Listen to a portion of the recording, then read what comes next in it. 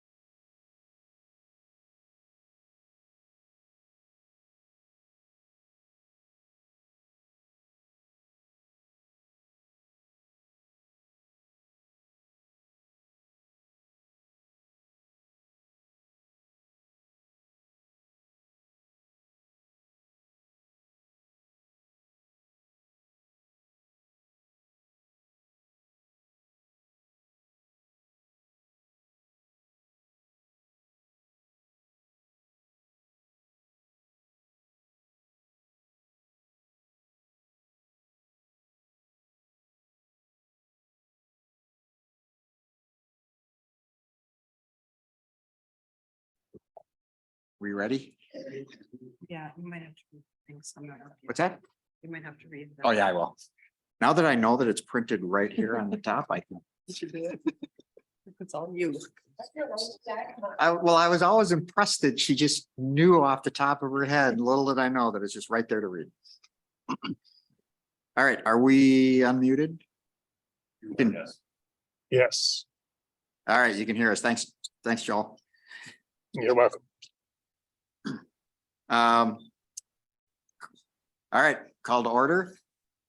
Statement of public's notice hereby provided a written notice and the agenda of the public meeting is stated below. There is an opportunity for public comment as noted on the agenda upon recognition by the presiding officer. Roll call. Myself, Terry, Anton, Joel is online and Mary Present. is online. And from the, and Lori, so from the town board, Lori DeRocher is online. Teresa is here in the room, as is Justin. Pledge of Allegiance. I pledge allegiance to the flag of the United States of America and to the republic for which it stands, one nation, under God, indivisible, with liberty and justice for all.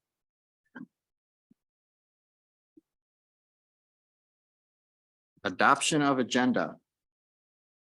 Do I have a motion to adopt the agenda?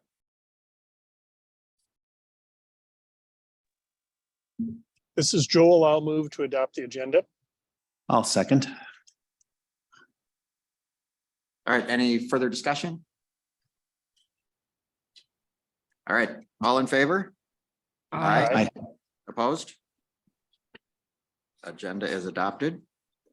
Approval of minutes from 11/29/2022. Do I have a motion to approve the minutes?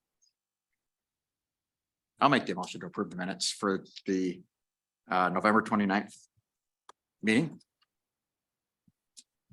Do I have a second? Second. Terry seconds.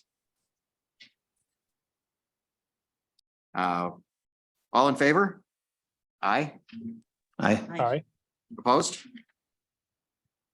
Right, minutes are approved. Public comments. Does anybody from the public have anything they would like to cover that is not already on the agenda? I do, if the public has no comment. You are part of the public as well. Yep, but I want to make sure everyone Yep. else has the opportunity before I can suck the oxygen out of the room. So one of the things I noticed that isn't on the items for discussion or action by the committee was we had at one point had a discussion about potentially looking into offering EV charging from St. Croix Electric and reaching out to them to work with the Parks Committee. I was wondering if anyone had done that. I don't recall. And I honestly don't think it made it to the agenda. Okay. So what I will do is add that as an item for the next agenda. Perfect. Yeah, I think that would be a huge advantage because St. Croix Electric was doing a lot of outreach to different public areas this far south. And essentially the program was a membership where you could scan your card and pay, and then it would just be a charging station. And we would essentially just have it in our parking lot, but it wouldn't. The model that they had explained to me was that it wouldn't cost us anything. It was just for their location of service, we can give them that Yep, you basically donate half a foot or whatever it is. Yeah. That was the one major question I was going to ask, but on here, the other thing is, I know we have broadband, but in your definition of broadband, are you guys exploring grants from the newest round of infrastructure development? That's part of the discussion, yes. Okay, thank you. Any other comments? All right. We can rearrange the agenda. So if there are specific topics that you're here that you'd like to cover, we can potentially move things up if it makes sense.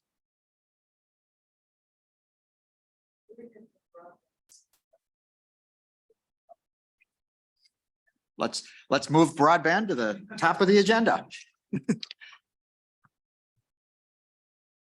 Yeah. You mean the riveting conversation of OneDrive?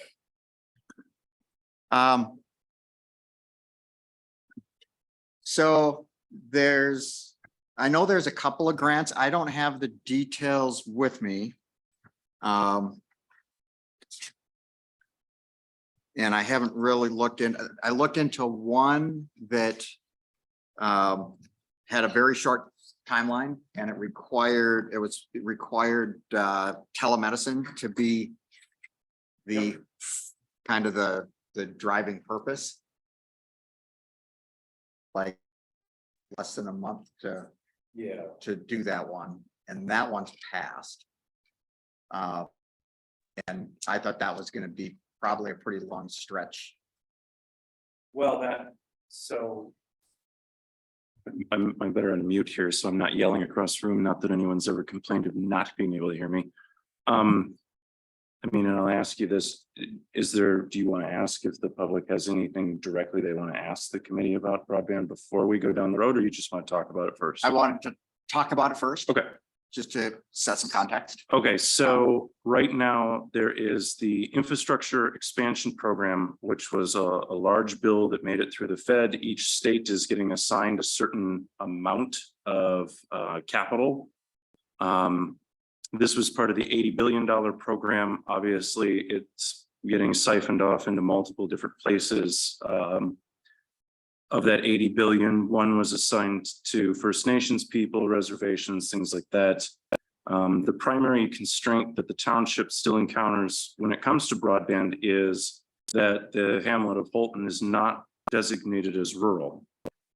And that's about 60% of where you do not have what is currently defined as broadband. So when you look at things like how the town of Troy deployed broadband with Baldwin Lightstream, Baldwin Telecom, I believe is what they're called.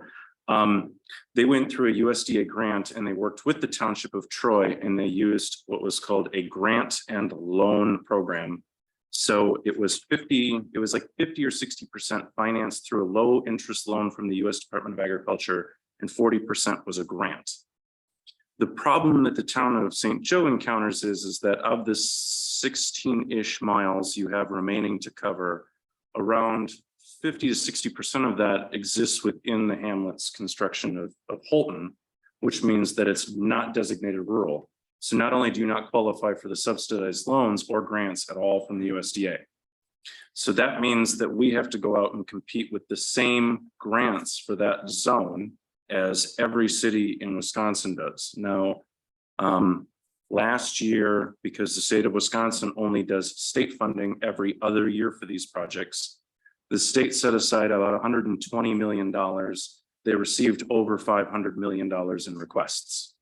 And that was with many of these organizations offering up to 70% financing themselves. So your Comcast, Xfinity's, AT&T's, CenturyTel's, Lumen, whatever it's called now.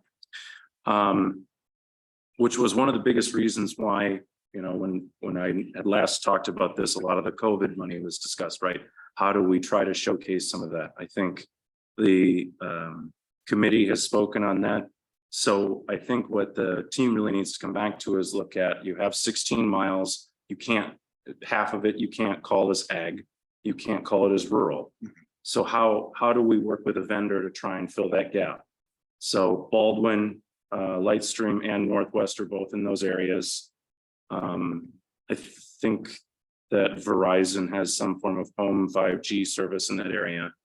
But they're all business today Right. in Holton. And we know, we have talked with Baldwin. And I was thinking they So, didn't want to. well, they came back with an estimate that was fairly aggressive. The estimated number to do a residential deployment just in the one area of Holton was something like 1.7 million. And it's tough because, and Holton is a great example of a tough area to locate. So just for context, everything in fiber is charged by the mile and then by the foot. So from the street to the mailbox is how it's measured, from the mailbox to your home is how it's installed. Traditionally, on a straight plow, it's about 36,000 a mile today. That's what it costs. When you get into a tight zone like the hamlet of Holton, for example, so unlike, I lived out off River Road or anybody else, the majority of the township pays these plowing fees. You get into what's called horizontal drilling, which if you've worked in construction, you know what this is. That gets closer to about the $8 a foot range. So the reason that these organizations come in and they look at Holton and they're like, this is overwhelmingly expensive, is because it's $8 a foot for a huge chunk of this space, because they have to file for the permits to close the road. They have to drill through and under the road. If they do any damage, then they have the liability of the damage that they cause to the road, the ditch, the drainage way. We all know that Holton already has some drainage issues, so they have to account for those things. One of the recommendations I was thinking of was if we tried to work with either Baldwin or Northwest when we're doing some of the public works projects this year, if there's any way to try and find a reduction of cost where if the road's already torn up for street, can they run that fiber and use the plow instead of horizontally drilling and absolutely costing them, and potentially if we tried to assist in that financing a lot. It's tough because I've dealt with this for so long, especially in this area. I started trying to work with these guys in 2007 on broadband. So, but yeah, I mean, that is the real constraint. I think the stretch of road where it's for the White Eagle area, I think the real issue there has just been the density wasn't there to justify plowing it in. I think they've always intended to. And I think the grant gave them, like the grant they got from St. Croix County kind of gave them that nudge. I mean, I can't speak for the organization Northwest Communications, but I think that was just kind of didn't meet the density qualifications for them. And then obviously Burkhart is another strange space because that's where Baldwin and Northwest converge. So Northwest Communications, what I had been informed of, actually plows all the way to Hudson Hospital and Clinic. But that's all on private line after that point. So they actually continue to run down that road, but it's only for business. So you've got a lot of these companies who've got business fiber, but to deploy residential seems to be a different fight. So I struggle with this because we are competing with townships that obviously either qualify to bankroll 50% of a project, which gets them a much higher point percentage in qualifying for a grant from the state or the Fed. And obviously, because we're chewed up with that not being listed as rural, we don't get a lot of the grants that we probably think we should. So I don't know what the board or the committee wants to talk about with that. I can only share the information I've gathered for the last 10 years on this. Yeah, and I think that information at least gives a nice context for the discussion. I guess at this point, I'd open it up to the public, and if anybody has comments that they would like to make to help us understand, because the challenge is always we have to understand the need. We can speculate a lot, but it's the public input that really helps us know if people really do care. Since a lot of these part of what you're talking about is because of where we're at and how the various different things get rated, we've got to come up. And when I say non-grant funding has to come up with more money. Yep.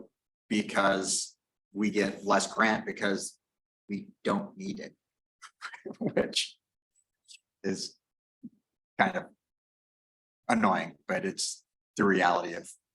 And we're generally eligible for more grants that come through Wisconsin than directly from the federal government, because the ones from the federal government tend to be tied to the rural areas. Yeah, they're really focused. But the state gets effectively a block grant that then they can give out however they want. Yeah, and your constraint there, again, is that at the state level, you're competing against townships and municipalities that essentially are in agreement to just pay for it, right? So they'll Right. meet 50-60% of the funds. And they'll do the, the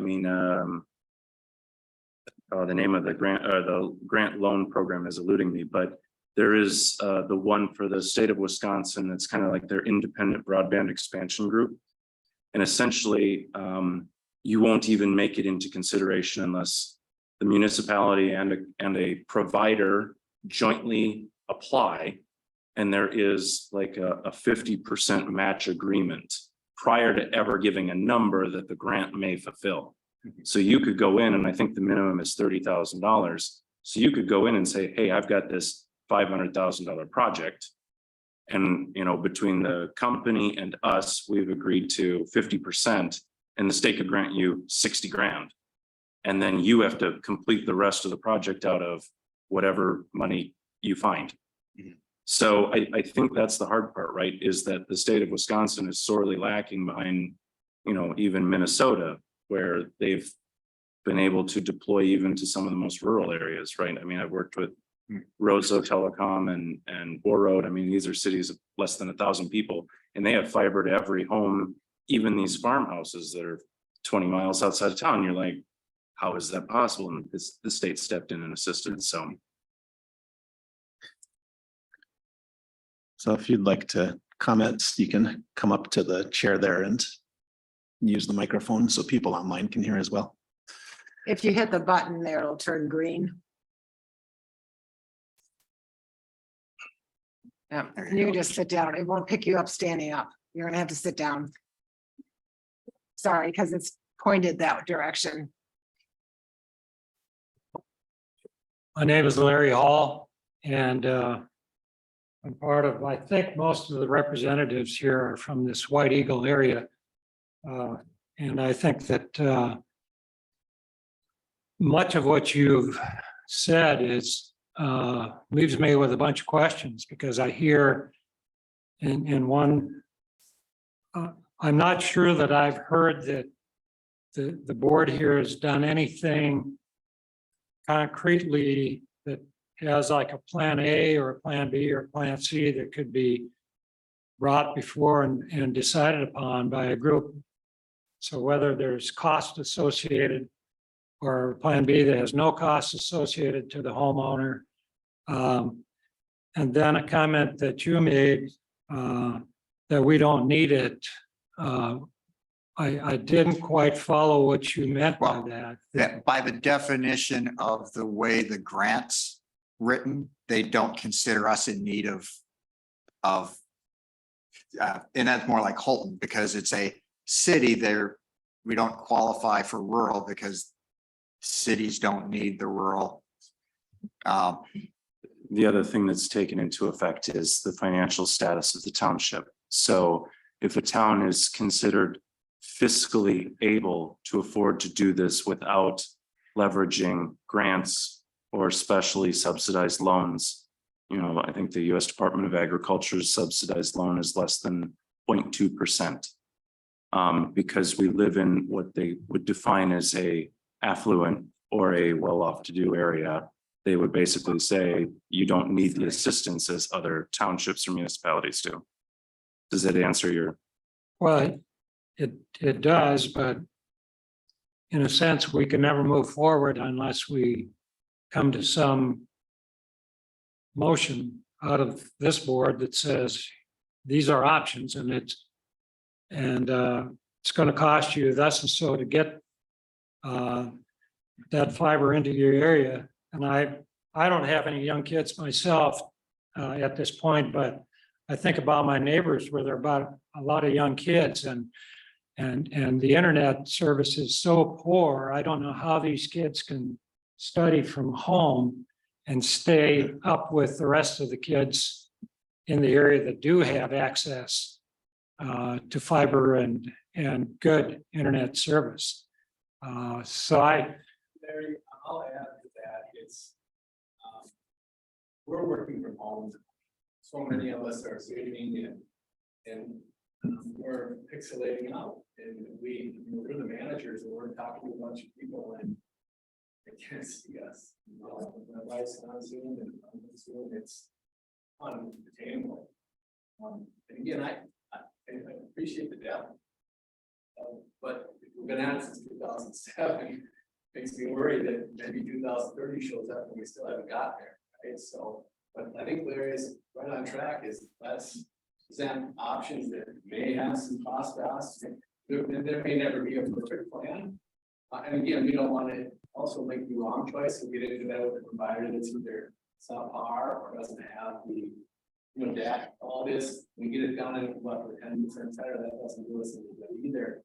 And I think that with internet or broadband, at one point it was a luxury. Can the person that's talking go up to the mic? Because I can't hear them, please? Where is she coming? Right up here. So in this building, we do have high speed. Yeah. Yeah, well, I think that may have, never mind, but so that's all, it's not a luxury anymore. It is water, gas, electric, it's that important because it really, what pays for, at least from the tax side of it, is we gotta have those, gotta be employed. It's gotta work. Yeah, So and go ahead, Larry, I think that I just wanted to. I just have one other point in covering the cost. And you talked about this can be done as a partnership with the installing company, somebody that can benefit once you get the fiber in.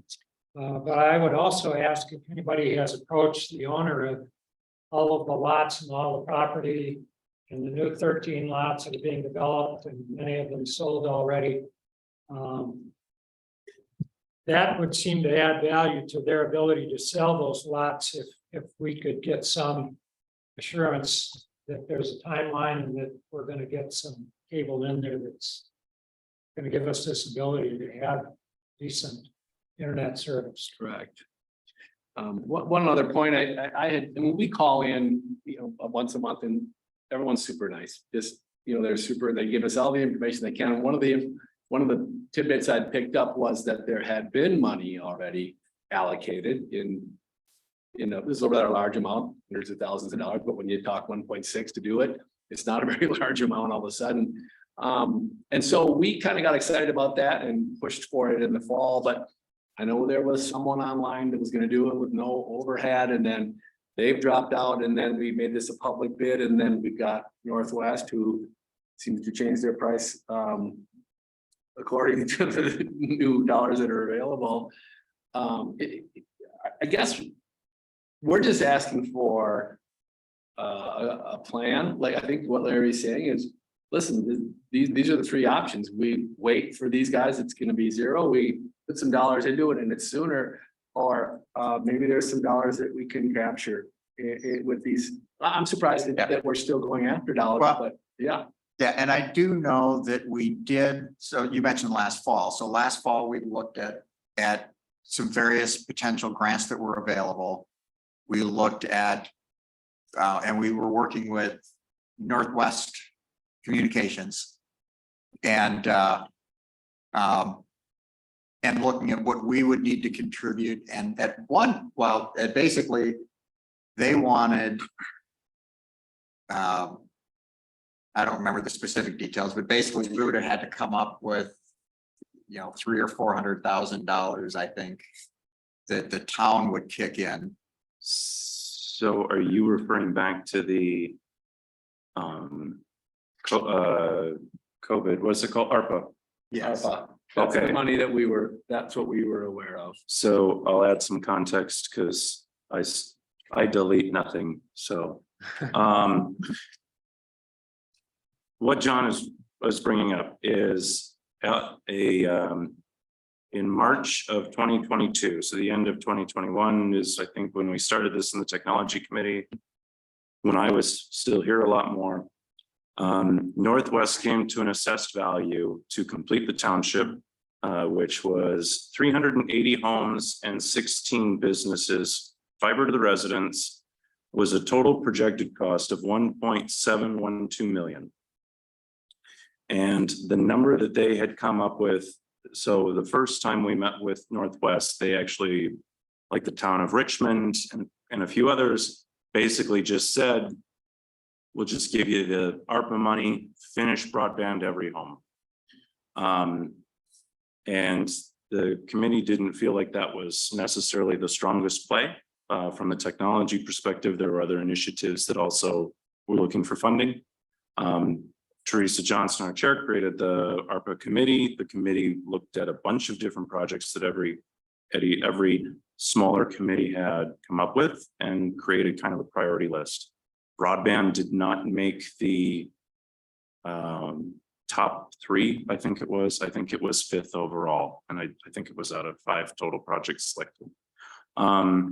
But what subsequently Northwest came back with and said is, well, if you can do at least like 287,000, I think is what they asked for. And when the technology committee had also been informed that the St. Croix County had reviewed their request from the county's ARPA funds, they said, well, if we look at this and we match into what the county is already agreeing to pay, it would be about 200,000. So that's what this committee brought to the ARPA committee. And correct me if I'm wrong at any step here. And Northwest would just eat the rest and finish the project on the timeline defined. There's been no decision about ARPA funding as of today that I'm aware of, aside from the AV equipment you see. But like I said, it did not get a resounding kind of forward momentum. And I don't know if that's because there were other things that were felt to be stronger need.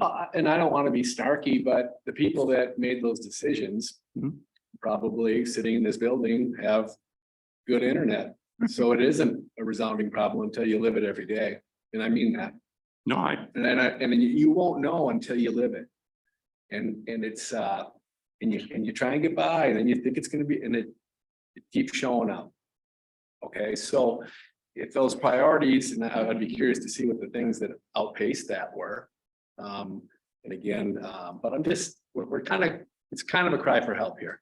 And we're a representative of a bunch of homes behind us, and I'm sure we could dredge up as many people. There's no point in filling this room with folks, but there's a lot of people that are well, surprised, first of all, that they moved here and pay the tax base that we do, and it's not available.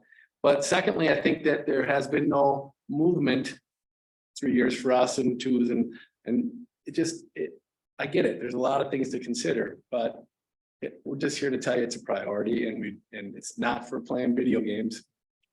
no, I can respect that. I work from home. I think most of the people on here work from home. Actually. Right. And I just want to say that there are those of us who are in the same boat you are, who do not have good internet service that drives me absolutely insane. And that the board did look at this proposal and the one that came from Midco, who did not come back at us, but who did present a very strong argument about doing it for no cost to the town. Right. Things changed, and I'm not sure, and I was hoping you would know, down at county, because I know Northwest did not take that money from county, did not build out where they said they were going to. And Midco has kind of changed course a little bit and told us to come back at them in 6 months. So I'm trying to get the best value for the town with the best tax dollar use. That's where I come from. And I'm sitting in the same, I live just south of you. I'm sitting in the same boat you are. And it's shocking to me that Northwest did not plow that through and hook all of us on that are all on County Road V. I mean, that live off of it. It's shocking When to it's me. at the orchards and I mean, we're Because that's E. yeah. They didn't go Which was this way. just all torn up, and it would have been a great time to put a cable down to complete, But I'm just saying, they didn't do V, they did E. Yeah. That's the difference. And those of us who are off of V don't have any internet.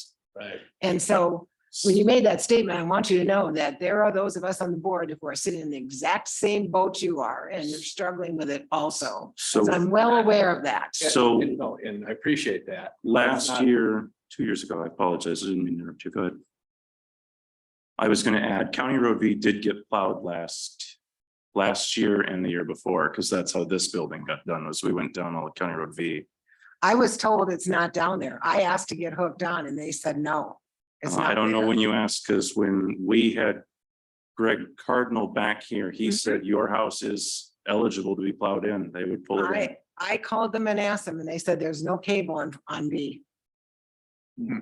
That's incorrect information, at least from the maps that they've provided I to know. both the FCC and So to I'm the county. struggling with that because I get these different stories from everybody. Yeah, I Because would my have to, neighbors all work from home too, and they were all willing to plow it in from County Road V in. And I was told it's not even there. And I'm sure you guys on White Eagle, you know, would be willing to pool your money and pull it in too, if that's all it took, but it's not in Yeah. there. and I think the other thing that to the comment that you had made about the new development going in. I don't remember which committee it was, or if it was a board member who stated that really the stance that the township has is that that should be between the developer and a provider. And that we've been fairly standoffish in trying to be involved directly with a specific company, because we have to be very careful with that. But I think, you know, the ultimate goal, at least when I broached this subject many times in 2008, we didn't have fiber almost anywhere in the township or DSL. Is to ensure that everyone can have access, not that everyone has to, not that we're going to go in and subsidize someone's costs, which was a concern in late 2021. But that everyone has the ability to call up Northwest or whoever the provider is, if it's Baldwin Telecom or AT&T, they can call up and they can have something reliable that is feasible for them to afford. And I think that we have been sorely lacking because we keep hoping for this future that there's something that's going to be cheaper that we can claw in, right? And I think of Midco as a good example. They came in and they gave a great presentation. You know, it was one of the first things I worked on once I was elected, is Midco had been speaking to my predecessor, Darla, and she had been polite enough to share all that with me. You know, they had a great like 5-year plan between, you know, New Richmond and Hudson. And I think what was very interesting, if you look at their original presentations, the town of St. Joseph was never engaged in this. They were going to go through Burkhart and up to New Richmond. And when we talk about situations of cost, like White Eagle, like the hamlet of Holton, like Burkhart, the big reason these providers don't do it is because either the density isn't there or the cost to density isn't there, which is why they come to board meetings and say, you have to find a supplemental solution for us. Because when I talked to Baldwin and met with them, they said, even if I give you a 10-year payback for us, we're still not breaking even after 10 years if we do your area. And that's, you know, that's their numbers, right? They're small businesses. They have to find a way to survive as well. So I think it comes back to, and why I ask, if we start investigating some of these other grants or loans or whatever it is that can be attractive enough. You know, the other hard part for the board, especially, and this was very eye-opening for me on the flip side, is that we're very restrictive on what we can recapture capital-wise, right? So for like impact fees, those are something we have to use specifically for like, we can have like roads, widening roads, things like that. I don't know of any impact fee that we could assess in an area that would assist us in paying for this kind of infrastructure to be deployed, because at the end of the day, the township wouldn't own it. So when we hear things like, yeah, well, how would the residents help pay for it? Or how could we, you get this pushback when that conversation comes, because you have residents who are like, well, I don't know, I've had it for 7 years and why should I help someone pay for it now, right? And then Listen, we're not fans of paying for it. I can totally, trust me, I looked at it, and when we were looking at SBC's fiber going down River Road, and that was right. I think we all saw that back in like the early 2000s, late 90s, where SBC plowed all this fiber up and down here, and then AT&T bought it and killed it all off the knees, right? And you know, the hard part is making a plan is one thing, but it's the financing of that plan that seems to be where this committee gets stuck. and finding a partner where this committee can say there's a viable solution. Has anybody spoken directly with Xfinity, being that they're in North Hudson Yep. and their attitude is not worth the penetration, isn't worth the? So and this is a few years back, but Comcast came in and their essential approach was at the cable solution, because what they do is they do what's called fiber to the cabinet and cable to the residents. So it's easy, I guess, to define this, but you have fiber to the home, cable to the home, and DSL, right? Those are your three big players. DSL is 50,000 a mile. Cable is 44,000 to, it's like 38 to 44, and fibers, the lowest estimate you'll get is 25. Realistically, once you employ people, it's around 35. They came in, this was, I guess, 2018, because it was right before the pandemic. And they wanted an 80% sign-up assurance plus 15 million from the township.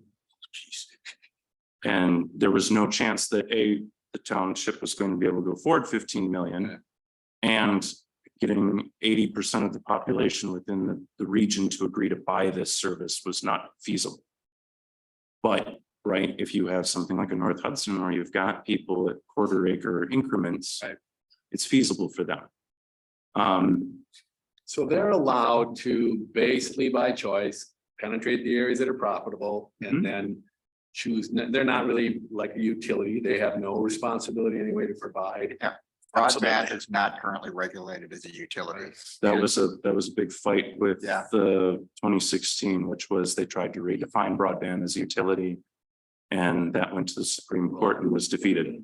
Yeah, and so, and to that point, it's like, we can't require anybody to do anything because, until they're regulated, or if they're regulated as a utility where they could be required to be in any part of an area, they have to be in every part. We don't have any leverage to say, you can't be over here. But So the other, Unless you also go over here. yeah, and to just add to what John was saying, that was the big concern with Midco to come in, is that when the township has a contractual agreement with a grant or with a deployment, like we take out as a portion of the loan and the provider agrees to pay part of it, there's a contractual obligation for that provider to go to the areas that we deem required. Where with like a Midco, if they choose to come in here, they can file for just certain, like they're doing with New Richmond, they can just file for certain streets and just say, that's it, we're done. And we have no recourse for that. There's nothing that requires them to go into the areas like you saw with what they did in the town of Hudson. They just tried to plow over where Baldwin Lightstream had all those residencies just southeast of us. And then, if they drove past houses where it just wasn't feasible for them to deploy. So, this is why I keep coming back to it's a game of pay me now or risk nothing later, right? And Northwest has easily come in and told us, right? We can make a lot more money going anywhere else than doing anything in Holton or Burkhart or anywhere else, right? Because for you guys, it isn't profitable for us, right? We have an 8-year I mean, payback. that's a nice argument, but where there are 1,000 homes that don't have internet that Northwest can go to. I mean, it sounds. There's 318 homes left in the township.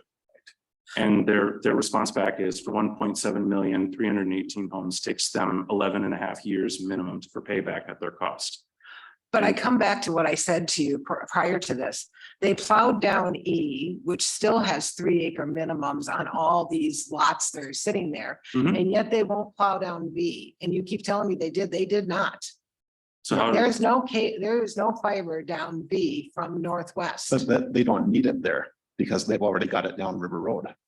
They've got parallel lines already. They have serving the parallel lines, but areas they're they not want. serving all of us who live in between those two parallel lines. Right, but there's not that many is their point. Oh, well, you That's- take all of them and you take all of them off this road and the next, there's a lot of there's a lot of houses in this 2 miles. Yeah, so yeah, but it's 2 miles. But look at this, they did this. Yeah, but this is feeding all the way. This is part of their backbone network. Right, we could have Yeah. applied like last year for, what do they call it, the middle. Yeah, the last mile, the Middle middle mile. mile grants. Yeah. Right, My, we my mis- could have applied for grants that are specifically to get those things plowed so that then the See, I didn't know providers about can go that, out. so I'm sorry, I didn't know that. am I missing But again, it's matching. something here? Comment was made earlier that, you might have leveraged the developer. And at the time that the township and the county approved developing that 13 lot area, why was the thought process not from this committee with township, with the county, to leverage that developer? If you want to do that, then you have to arrange to get the It's not can't- considered a utility. You can't force it to do Right, that. we can't require that as a condition because it's not a regulated. We Only can because- encourage them because it would make their property more valuable. Yep. But we can't require them. And that gets back to. They're the sure not utility question. advertising bad internet when you buy your house. Well, I can, I mean, it's not, I don't, they're gonna, when I bought my house, no one told me I was moving to Beirut. Here's the other thing I'm gonna tell you, because it's disgusting. Currently, we have one option. It's Viasat. And we just finished a basement remodel. I called to get an RTV. They said the only way we'll do it is if you sign up for 2 more years. So that's what we're stuck with. I gotta sign a 2-year contract with these people in order to get another TV added in the basement. So the only other thing that I have been told to recommend is that if enough people show interest in an area, you have to inform the provider, which in your case would be Northwest. That's what I'm told because we have not successfully drafted up a grant solution or a proposal to the town board to try and fund a solution. Again, like I said, the ARPA committee, I don't know if this feedback was shared with that committee at the time or that this was impacting the What you're citizens at saying this is, point. they'll look at 100 homes, say we've got a 60% penetration. If we do these 100 homes over here, we're gonna get 60%. Well, they're gonna get 100%. Yeah. At least No, 95%, right? So Yeah, that's the commitment it takes. We'll sign the, Yeah, we'll commit to a couple of years of the business with you back, but it's, we don't want to jump on something that's bad and be stuck with it for the next 6 years, right? Yep. But no, I agree with that. it couldn't be any worse. It just couldn't. No, the fiber services, as I would say from my experience, has been very good from Northwest. Again, I've had it for a long time, so I was part of the first expansion out going down to River Road. But what I would say is, there was a school of thought at one point to try and get a wireless provider in here and see if they would do it. And I keep coming back to the same solution, right? If you can find a solution that's faster than light, then call me because I'm gonna go invest in you. But I think that the end goal is that if this committee can find a solution that's viable in the next year for some form of funding, and, with Teresa sharing that Northwest left that money, that ARPA money on the table at the county.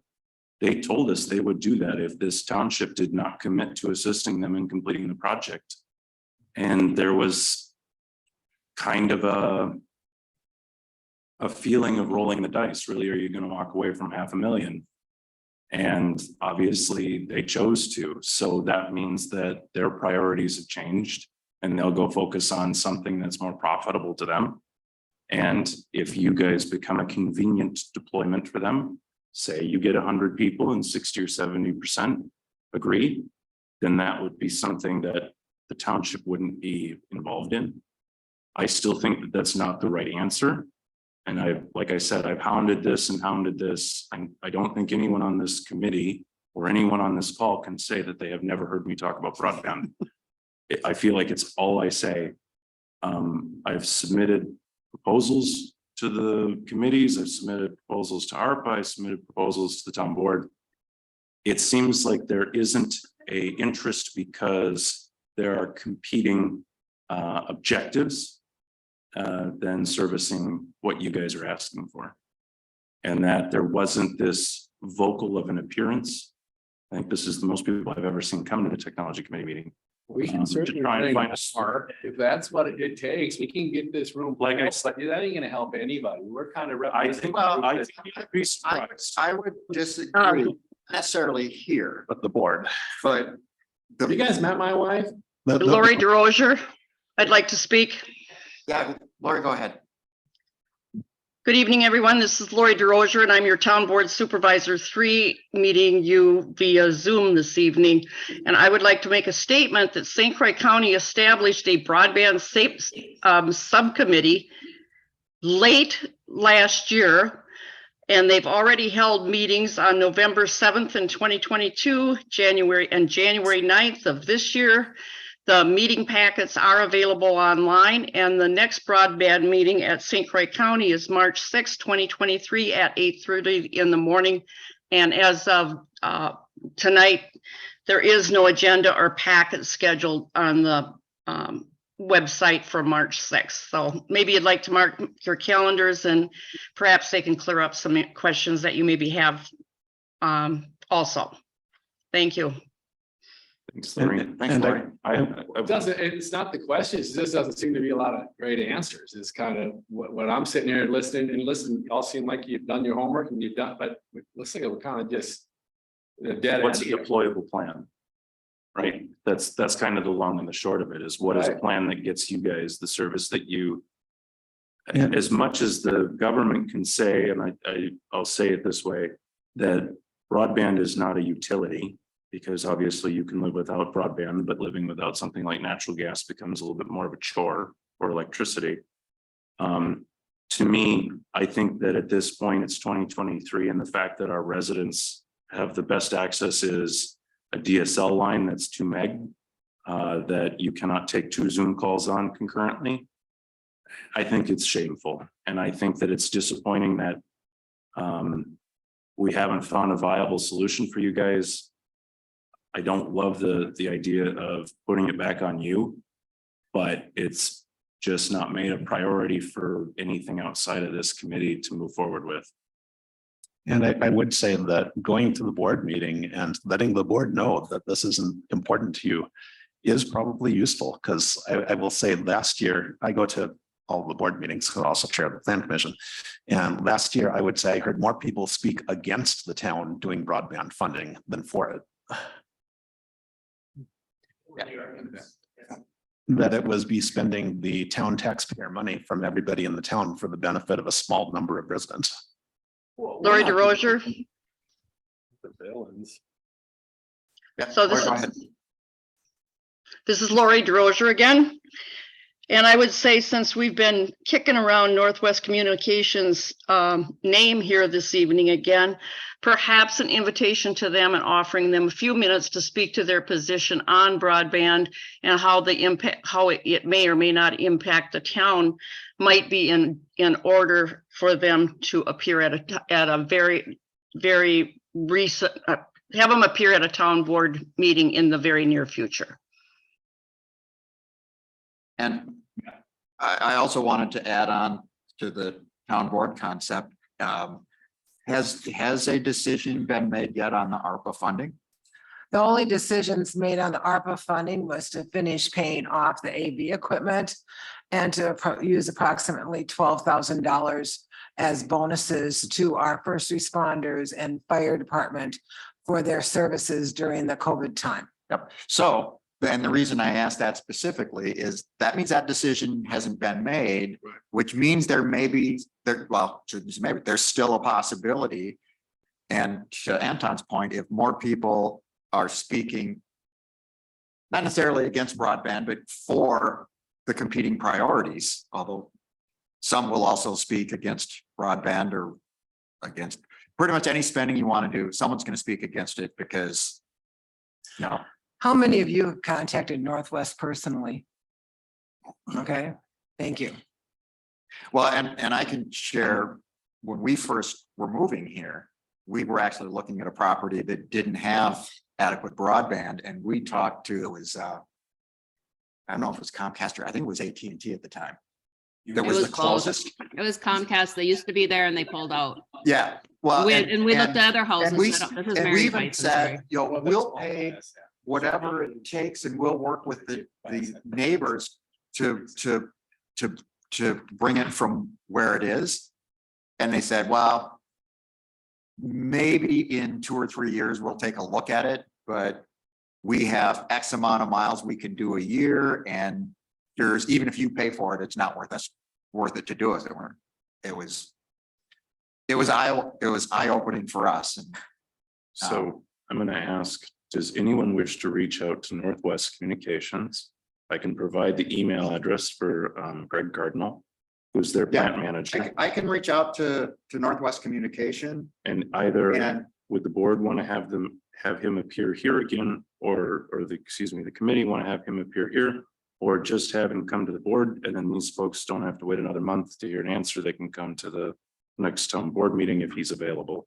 And it works for the scheduling of the town board. yeah, I guess, That would be up to the technology committee to decide. I would be in favor of going that direction because I think it obviously gets these folks not waiting another 30 days to hear the position of a provider.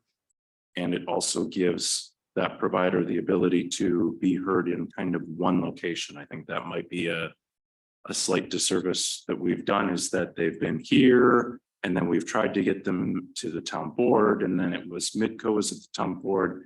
I think it's just easier to create one central spot to communicate.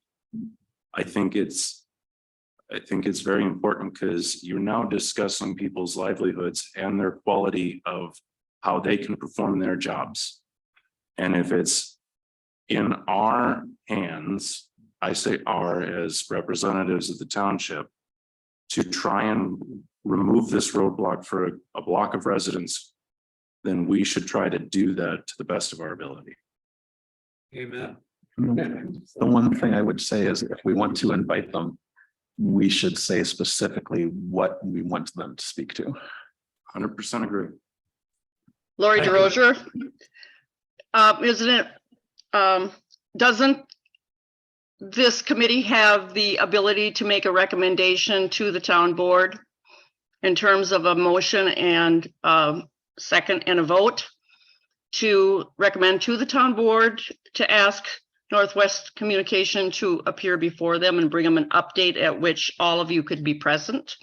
yeah, and I was thinking about that and I was listening to what Justin was saying, and I don't know if there's a way to short circuit the process, but the downside of that is if we do that, then the town board gets it in February, which means the earliest that they would potentially speak to the board would be in March.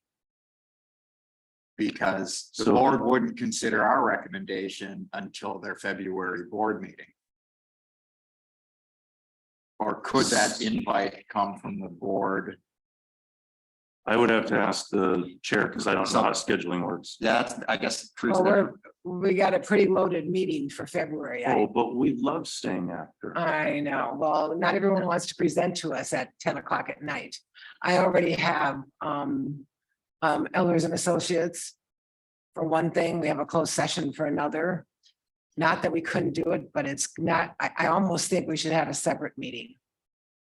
Do you think there's any benefit to it, or is it gonna tell us the same thing you told us? It's not worth it to them and they got the choice and we're. I still think- spinning our wheels. I think the value add is that it's this block of residents, it's if anyone else feels they wish to share that opinion. Coming to the town board and demonstrating this is important. Because I think there's been this conception that ARPA money was a federal grant given to us. And it was originally designed for 3 things. It was like water treatment, broadband expansion, and there was one other function, and we didn't qualify for 2 of the 3. And after 8 months, 6-8 months, it was expanded to use on other projects within a scope.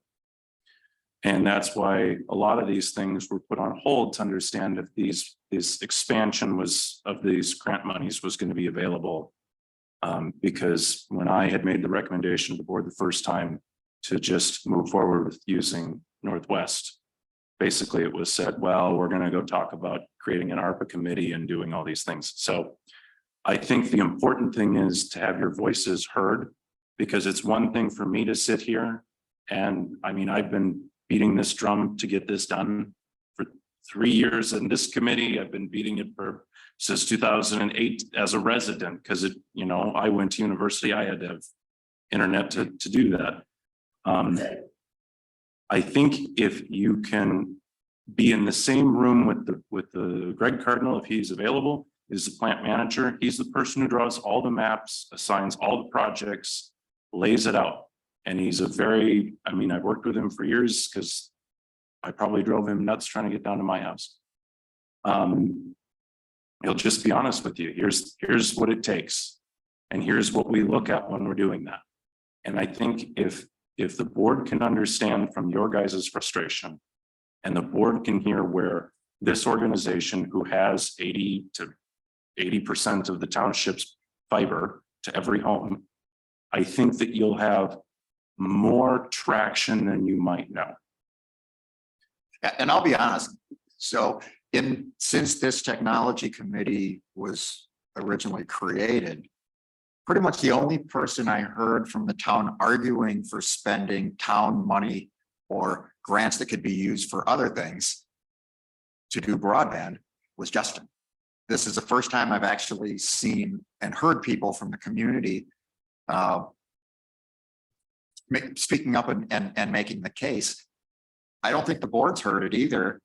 And again, I can't speak for the board, but hearing from the people that would benefit certainly is relevant when you've got people speaking to the board that would benefit from all these other things that are looking for funding.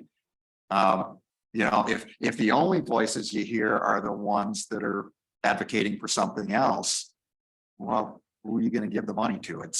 It kind of makes sense. So I appreciate that. And I would say this, that 3-4 homes have gone under my belt and I've never had to even think about this. And so it's taken us a little bit, because someone told us next year, and now we've realized it's not. And so there's many behind us that are probably just as frustrated or more so. And if that's helpful, then that's what we'll do. And I appreciate your work on it, Justin. I mean, it's I see the difficulties, but I really wish it would move up the priority. Again, that whole idea that we don't want to spend all the money to benefit a small group. Well, we didn't do anything wrong. We're just without it, and we need it to operate. well, and the way things move up priority is the people that need it speak up. Right on. So I think it's valuable, and given that it doesn't sound like Well, I think it's valuable. I'd like to bring it to the board at the February meeting and schedule a special meeting just for this. I don't think you can spend the time you're needed well, and I was going to ask, with Northwest and whoever else wants to come as a provider and these people and the board and the committee. I just don't think you have enough time at a board meeting. And Justin, you're going to disagree with me on that, but I just don't see the time element to be adequate. so let me see. If I Lori understand. DeRozier, Yeah, Lori, go ahead. Lori DeRozier's Town Board Supervisor 3, and I disagree with that statement. I'm going to say what I would like to see is Northwest to show up perhaps more than one time, with the first time being at a regularly scheduled town board meeting, give them X amount of time. And then if it is deemed necessary, then we can schedule another meeting as a special meeting, and not that there's just a special meeting without any context and without a way to clearly make sure that the people that want to be at a special meeting know that it is in fact being held. Well, and I guess thanks, Lori. And I guess the question I was coming towards is, could or should the next technology committee meeting be a special broadband joint board? Would that be workable? I'm fine with that. But once again, I want to state this, that it should not be open to one provider. So, and I agree with that. I don't think that one provider should be called out. I That's chose Northwest because they've been primarily the only provider who actually answers. So And the I'm, town- And I stated Northwest only because it is the only one that's being discussed that has, was still in play. And so I have no problem with it being more than one provider if it's a realistic provider. So in the town of St. Joseph, you have Baldwin Telecom, Northwest Communications. Those are your two fiber. You have AT&T for DSL and business fiber, which is called an MPLS. And then you have a company called Nextera, and they do a very, very small niche component of this for wireless. As I said in the last board meeting, I highly encourage everyone to go to the FCC's broadband map and take a look.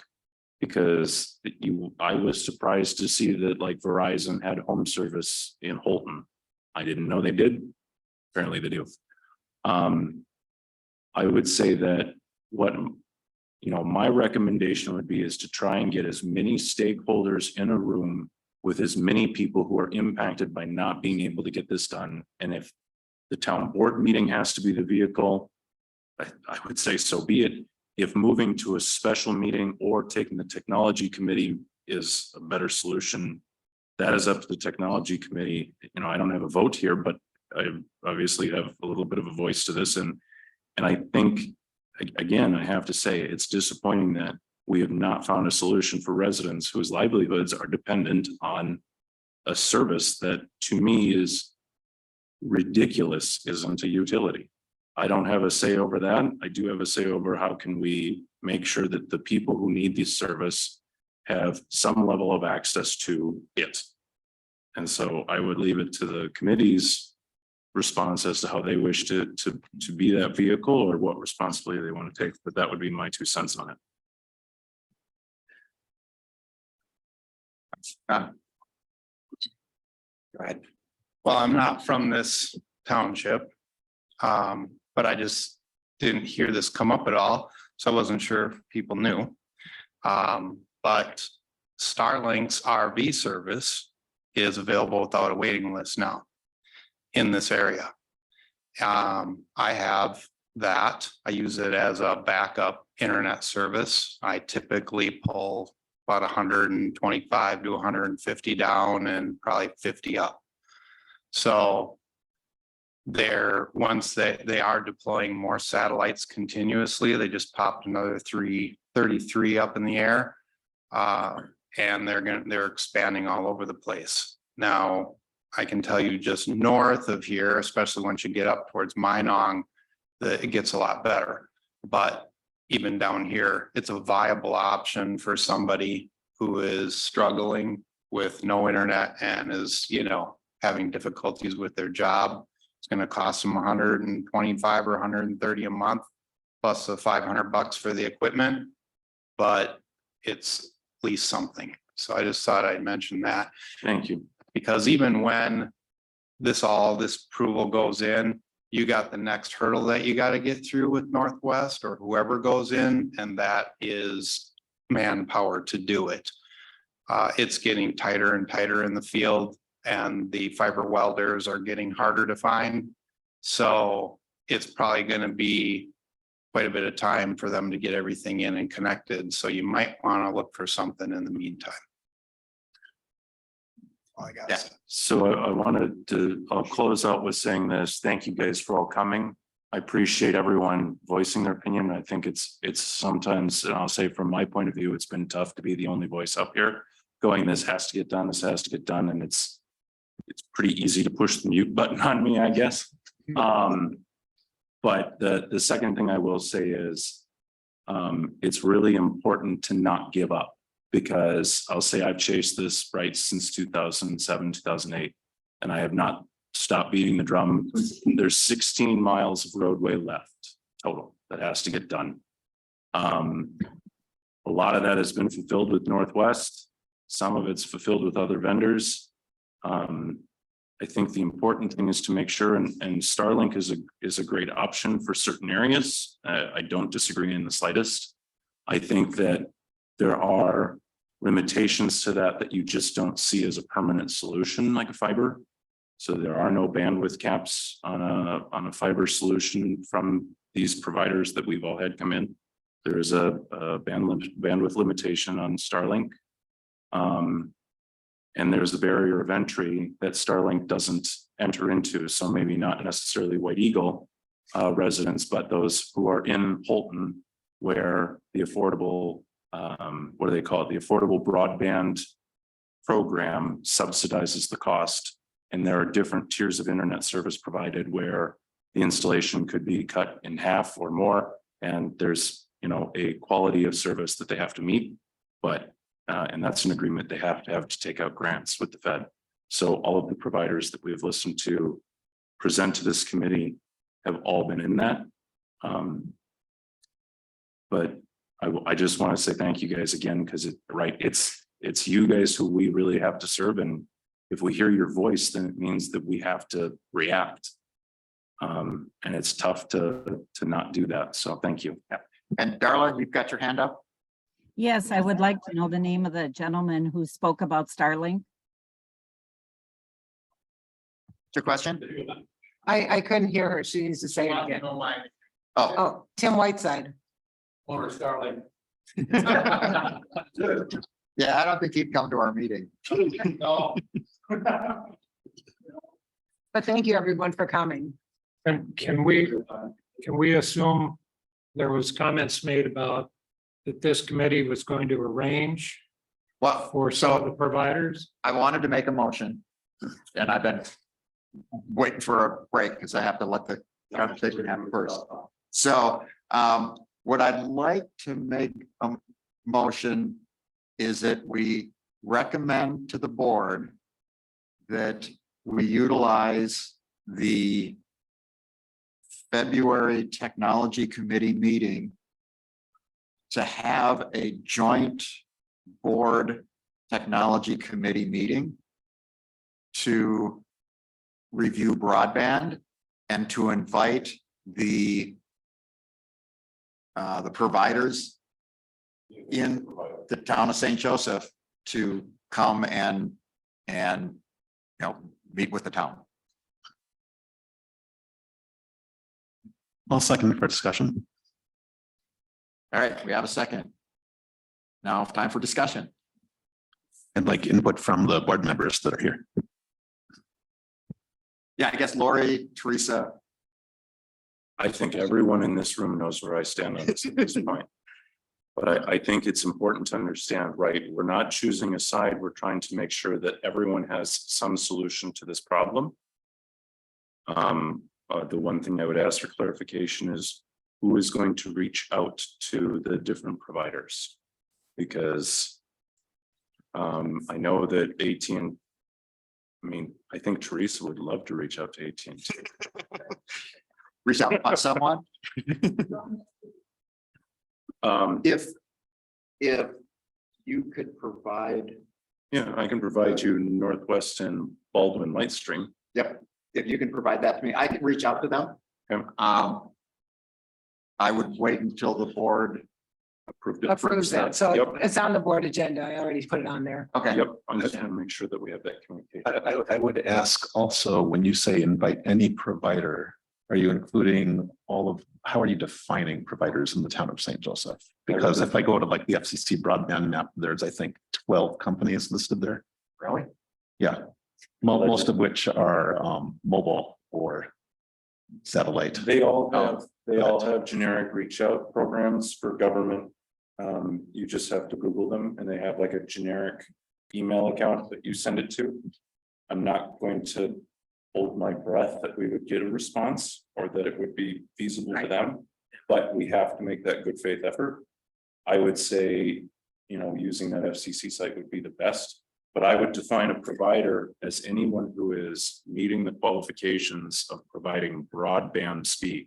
All right, how would you define broadband speed for this purpose? I would define it as the FCC provides it. The old FCC? No, the most current FCC definition of broadband to the home, which is 100 meg by, is it 100 by 100? I don't think that's been approved yet. Look at it, but I think it's 100 by 20. Yeah, I'd be surprised if anyone want. I would still say okay, so I would still say the current standard, which is FCC 100 by 20. Yeah. Is still That's a standard, that makes sense. That's. Yeah, it's not 100 by 100. Yeah. Because Northwest can't even do that for you a lot of ways. They can, Unless you get in a higher price plan. Oh, yeah. I'm talking about the base plan will not get you that. Well, every- Give you that space. Go ahead. Quick question here. While everyone's still in the room, there is no technology schedule on the town website for the February meeting. So what would be a likely date? So everyone knows and the time? Yeah. Well, I'm sure that's just an oversight, so I'm sure she can correct that. I'm sure it's an oversight too, but what would, we need to state it while somebody's still here. Yeah, let me, trying to pull up the calendar. So that statement was not intended to be insulting or derogative.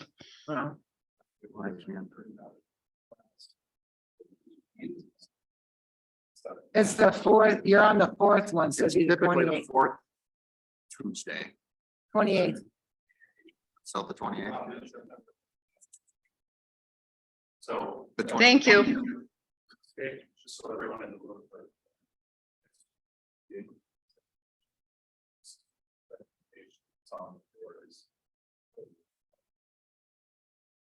Thank you. Thank you, everyone. Would you take, are you gonna take a vote on that motion? Any further discussion? No. All right. Do I need to amend it to talk about the definitions? I don't really think so. That's just, I don't think so. okay. All right, all in favor? Aye. Aye. Opposed? Aye. All right, Come on up. sorry, that was a long discussion.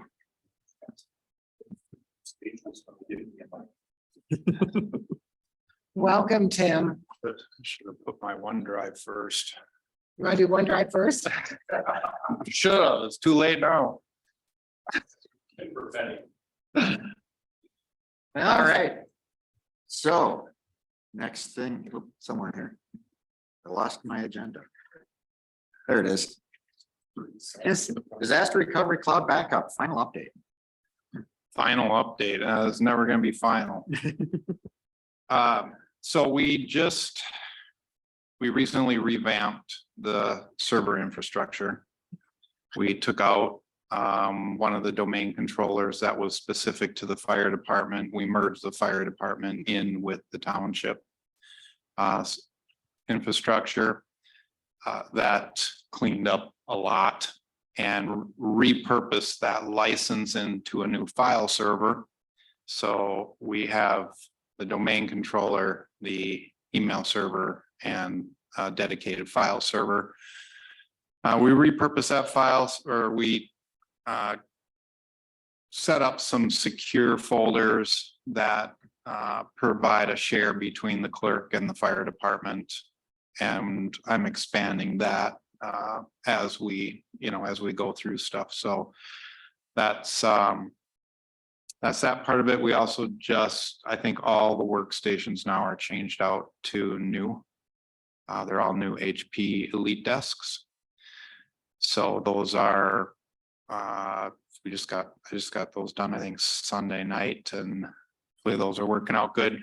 One thing I noticed with that we need to do is we've got some OneDrive commingling. There's an old one and a new one, and it's taken up most of the space even on her new computer's drive. So the backups, that relates back to the backups because of how much information we're backing up in duplicate.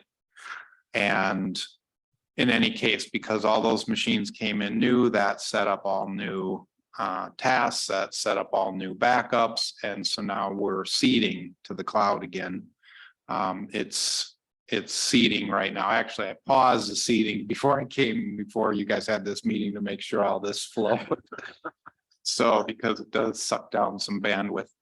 And also we're still seeding with the new servers that all the conversions all got changed over. So our cloud backups are fine. They go to Backblaze, but we're redoing it and we're reseeding it. So I would say it's probably going to be a week before the seeding is completely done and then we're caught up. But the on-premise backups, which are in the fire department, those are, those are all solid. So How much total are we backing up? 4.2 gigs right now, which is why it's a lot more than really we want. But it's only Wait, not T, What's that? it's not terabytes. Yeah, that's Gigabytes? 4.2 terabytes we're Oh, backing up right terabytes. now. I like that. Yeah. It's only gigabytes. How is it that it's only so terabytes? That makes more sense. Yeah, so just the storage of 4.2, just to have that much in store at Backblaze, which is like 800% cheaper than Amazon or Azure or any of them, is, pushing like $800 a year. And that's not including the bandwidth to transfer the data. So right now, with where we stand, which is why I gotta fine tune it, we're over budget. Sunnylink is actually paying more for that Backblaze storage and service than the town, than we're recuperating from the town. So we gotta get it back within some kind of reason. So just from my education, and Chair, please, if you're okay with me asking a question. Go ahead. As we're receiving this, obviously, we're pushing the data. Are we pushing it to your network first and then so what's the bandwidth occurrence? What's the cost being accrued to Sunnylink through the town backing this up? So Sunnylink pays Backblaze for the amount of storage that each one of our clients uses. Okay. So we're under contract with them. It's a tenancy, just like 365 is a tenancy. Any of that stuff is. So we have multiple tenants and each one of those tenants is billed independently to us and then we bill you guys yearly. Okay, so because you're the managed, you're our tenant host, Yes. you're getting accrued costs from us doing that back. Yeah, I think the last I looked, I think we were 200 in the negative. Okay. So, And then the other question I had was, as part of our business agreement with Northwest Communications, to complete seating to, we have an allowance to burst our network connection at some point. So would it be beneficial for us to request a burst through the fiber line to complete the seating, or is there no value add? I just don't want to have it where. I guess where's the bottleneck? well, the bottleneck, Probably. it's the upload speed from here. Because we only have a I 50 would by assume- 50. Oh, okay. I would assume Backblaze is got a pretty big pipe. I can't say Well, where. having a big pipe and letting us use it are not the same thing. So I just wondering if they were throttling. Yeah, it goes pretty good. I ran a test on it for, I guess it was an hour, and during the day today, I ran it for an hour and it moved 36 gigs.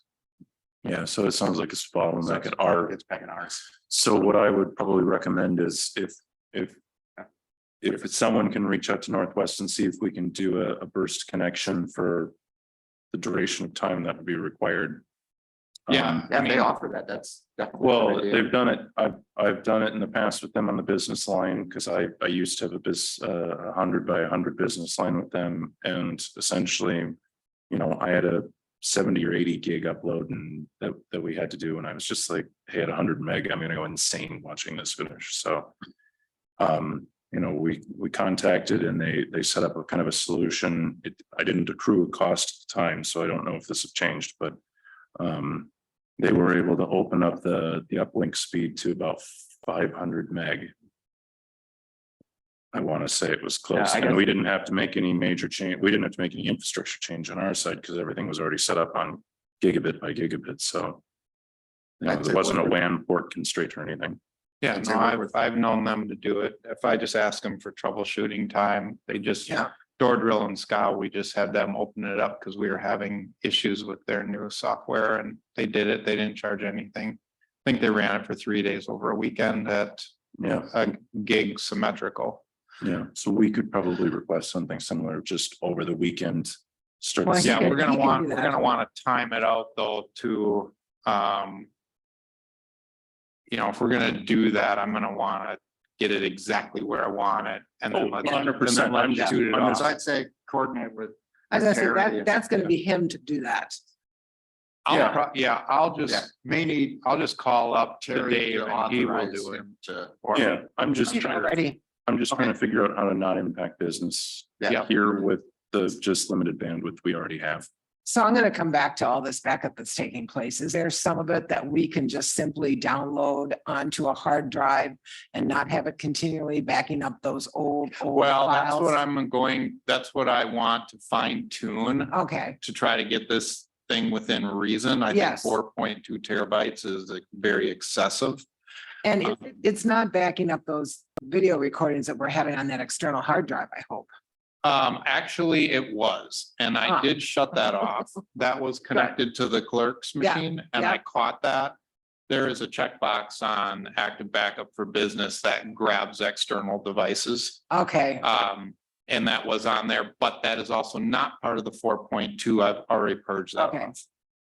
but I know with the old OneDrive that's old, and there's some other things on there that if we could download that onto an external hard drive that she could access if she needs to. It's not necessarily files that we're using because they're more than 8 or 10 years old. Yeah, I would definitely say if you do that, back it up to, 3 hard drives. Because you want to have. yeah, you don't want it multiple on just one One. external Yeah. drive. You want at least on two. Those things fail more than As I said, anything. in the well, that's why I industry. said 3, because Okay, honestly. Yeah. two's So Not. but I mean, that's cheap money, Yeah. spent for an external hard drive. Oh, yeah, they're pretty cheap. So the other question is, as we're looking at this, we seed it once at 4 terabytes. But is this just a compiled image after that, or is this, we're taking an actual snapshot every time we're doing something? So it's a full snapshot, but it's incremental. So we wouldn't, but after the first 4 terabytes, you would only be looking at backing up at most maybe 1 or 2 gig a month. Yeah, and we need, Unless we- we need to get that down below 2. That's from a total. bandwidth perspective, not from a storage perspective. Yeah, but storage disk is cheap. It's bandwidth that's expensive in this conversation. Because disk, Okay. disk is cheap. I So mean, bandwidth universally. charges you for bandwidth, it doesn't charge you for the. They charge for both. So The- Backblaze the charges, storage I is low. think it's a half a cent. No, it's 0.005. That, I can't remember where it is, but Like, when I did the math, it was $760 for the storage of the 4 terabyte at 4. It was $760 a year to have that sitting there and storing it. Now, my concern was right out of the gate, okay, well, we're just getting started. So, I've got to thin it down. So what I'm going to be doing is building out multiple task lists that will take the most current backup and put it into play. And that's what's going to get seeded by hyper backup to the cloud. And then all of the old stuff from 2, 3, 4 days ago is just going to stay here on premise. So we'll only have the most current copy of the backup there at up at Backblaze. Okay. That's what's something I'm looking at. And then I expanded it to 3 because I get a little bit worried about ransomware. And if we got hit with ransomware and more than, you're talking about how many generations of files. yeah. Now it can't, the NAS reaches out to the servers. The servers don't reach out to the NAS. So it's not where the server can access anything on the NAS. It can't unless the NAS calls for it. So we would back up the ransomware with the encrypted files. And that's my concern is that the NAS, let's say we got a ransomware attack on a Saturday, all right, nobody's here, and it encrypts all your files. And now Saturday night, the NAS reaches out, it backs those up, and then it sends that to Backblaze and it purges the old data. Well, we just, we're still good, but we missed that day and our cloud backup's corrupt. So that's why I want to go 3 days. And see where that lands as far as storage space and bandwidth and how much we're moving. Does it make sense to go to 4 since the office is technically closed both Fridays and Mondays? Yeah, so that's, well, I would assume I would catch it by then. Because we do have MSSP software running here that's going to start throwing up alerts pretty quick, but. So I was kind of more gearing that for myself than the people here, but. Okay. So you got monitoring and alerts. Oh, yeah, So, yep. okay. That makes sense. There's only one other question I had, which is, as the township has discussed at the board level meeting. One of the concerns that the office has raised is around security. And as I hear that, my brain goes to how are we storing that, any security footage? Today, what is done with the security systems footage? Do we know? Is it just stored up on that owl up in the box up here? or- Yeah, that's the only place So if someone came in and ransacked the place and managed to hit that thing with a baseball bat, we have no footage of what could have happened. I would agree with that. Yeah, So- and while we're not backing it up. You would be the only one backing up. So if you're not doing it, it's not happening. So I think No, that would yeah. be something else that as we look forward into security, we need to consider, because if there is an on-prem or off-prem solution for backing it up, video or even short. That's a short lot to clip. back up, because our video servers, I think that somebody else put that one in. didn't Yes. they? Yeah, Yeah, you did not do that. and I think I don't even know that we have the capability to back that up. It'd probably be an external drive that have to be hooked up to it. I'm Mhm. guessing it's running a cheap version of Linux. And Probably. it's self-contained, if I remember right. No, it is networked. Oh, it is? Yep, Okay. you can reach that from the internet. But can we get to, The do we files. have a client that we can get to the drives? That would be the question. And it is an old system. It's been here for a long It time. has been here for a long time. I So know. our systems, our security systems run on, we use GeoVision. And they run on Windows-based operating systems. And so, yes, we couldn't back those up, but typically we're running 10 to 20 terabytes and we're filling it. So if we're trying to back that up, our NAS up there, which is, a decent size NAS is only 10. Well, It's 20, but probably parity at some Right, level. right. Yep. We lose a drive and so on and so forth. So it's I think that one up there is actually 12 and then we lost. So I think there's 16 total, but only 12 usable. Okay, so it's a RAID 2 or something. It's a 4-bay. And the other thing with security camera footage is that you don't really want to be backing it up on your regular backup schedule. You want to be. No, backing it up and I'm not saying. That really needs to be real time. Well, my concern is that if at any point something were to happen here, and at any point the box behind me becomes damaged, because that is the only, right, it's a single point of failure. How do we ensure, as we're looking forward, because I hear 2 gig a month, that's a pretty narrow pipe if you're talking about any kind of your Zoom meetings, any kind of your changes. I mean, some of the files people email me are 2, 3, 4, 5, 6, 7 meg of PDF per. I can't imagine what her email looks like sometimes. So as we're looking at this, right, is 2 gig a feasible number to say? That's like that we 2 can say gig, that? you mean 2 terabyte, right? 2 I said, terabyte. no, you said 2 gig a month, so I went with 2 gig a month. Sorry, 2 He terabytes. started out Okay. saying 4 gigabytes as well. I keep, that's just me being tired. There's this here. No, geez. Yeah. And listening to an hour. It is really hard to keep talking terabytes now. I have the same problem. Oh, Yeah, we yeah. can start a project to start talking in petabytes, so, but I'm thinking as we talk in the future, because security has been such a priority, and I don't disagree with it being a priority. I also want to make sure that we're kind of covering our bases as we go through these things, and we think about the reality of those costs. Because So in essence, what you're really asking is, should we be looking at a security system already? if that falls within the scope of what would need to happen, yeah, I think that would. because that to me is part of the disaster recovery. And the other thing is you said that that's network connected. So somebody could just be connected to the stream and just constantly monitoring the stream. The question is, do we have the bandwidth to support that? Yeah, because we You can could monitor it and just record it, at a. Yeah, we can another sign into the iPad right in the office and just right through their app. So I would Yeah, make sure that so if we're. you can just download that and record that at another location. Sure. Then you have a real time Mhm. backup of it. And But again, maybe I they don't have know a what our solution from the bandwidth vendor too. is. I don't know. So it's, like Nest, they have a solution on the Nest system. I think I paid $8 a month for Google to do it with whatever they wish to with my footage and. Well, I I guess get what the I would original say on segment. that is let's add that as an agenda item, Sounds good. because that wasn't a topic that we were gonna discuss tonight. Cool. So Glad I can help. we will.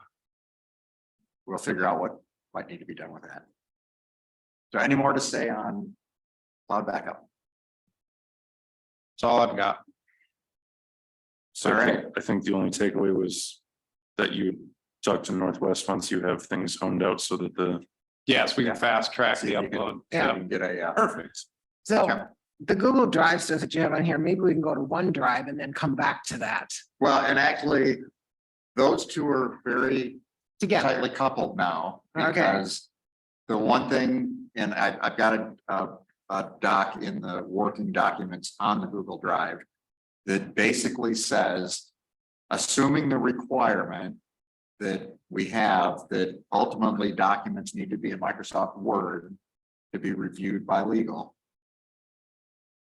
We got to quit using Google Drive because it is horrible.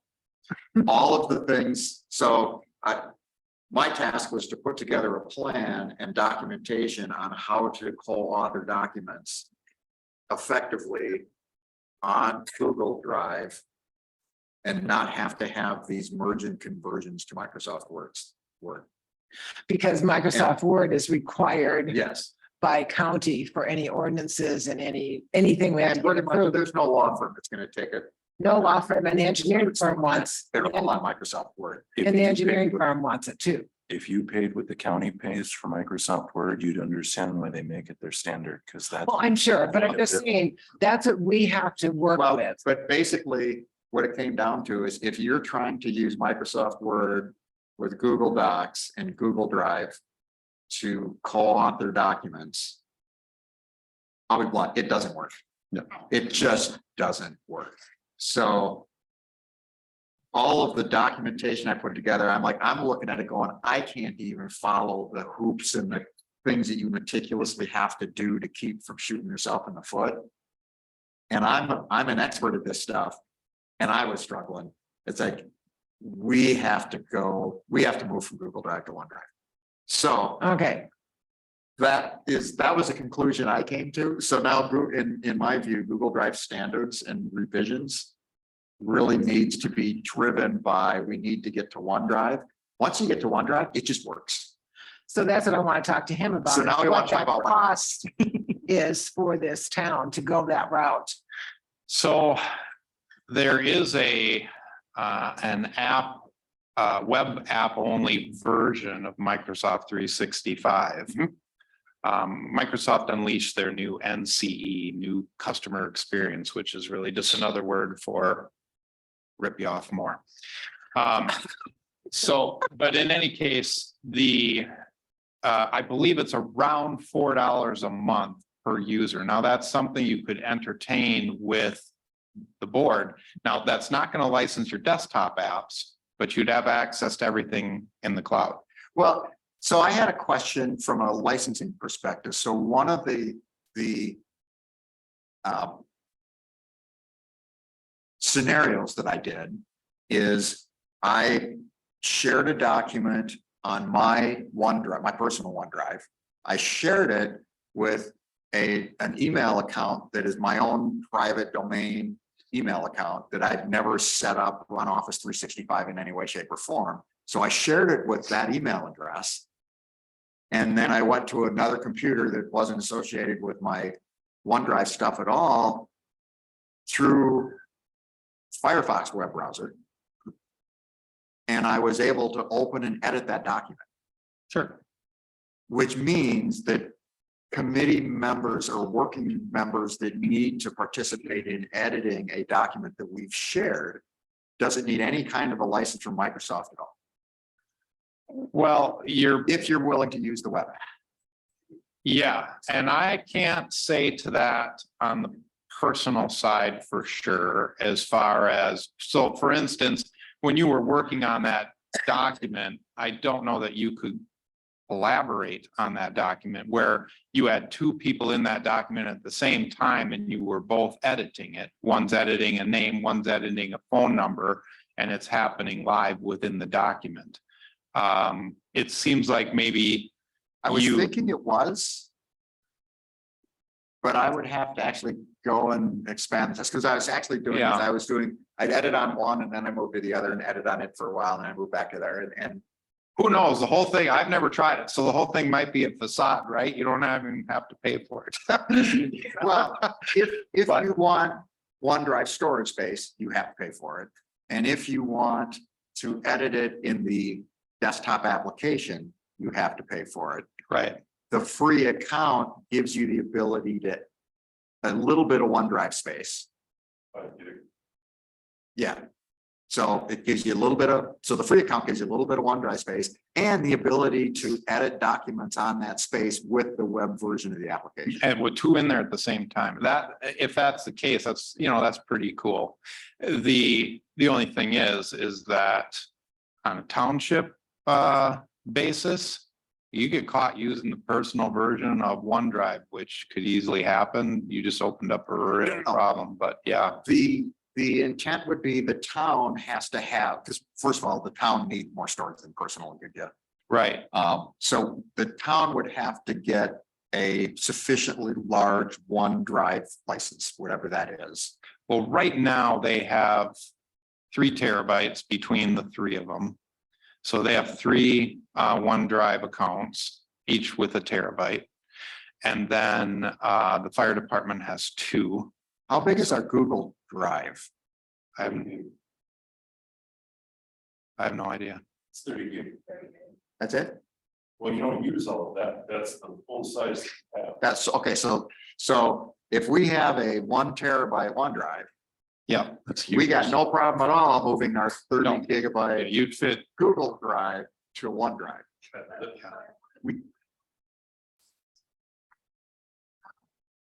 Sorry, I want him to explain to me how all the committees and the board is going to access that like we do Google Now. So the Google Drive now, I can go on and see all the docs for this meeting. I can go on next week to see Plan Commission or whoever. So How does, and you can't, you can only see the meeting. Right, the it's the committee same cannot. concept as But how does Google that Drive, work?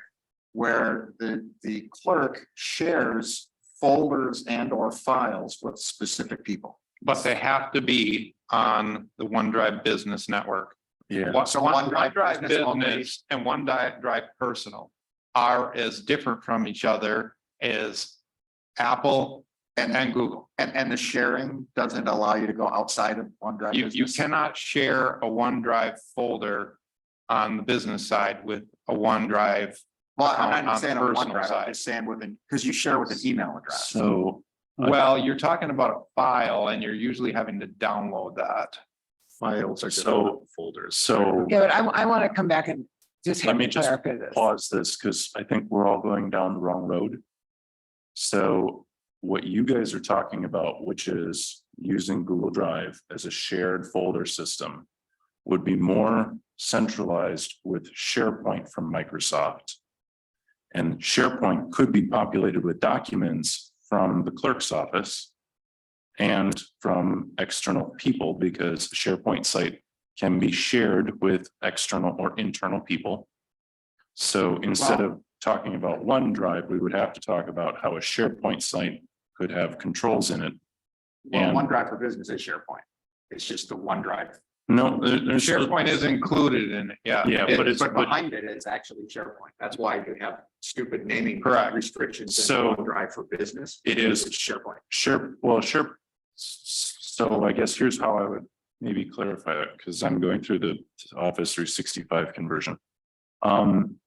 SharePoint to me is the user interface that permits us to communicate with a population of people. And then there are those of us who can contribute to that site. And then there are those of us who can publish, modify, change, do anything to that site.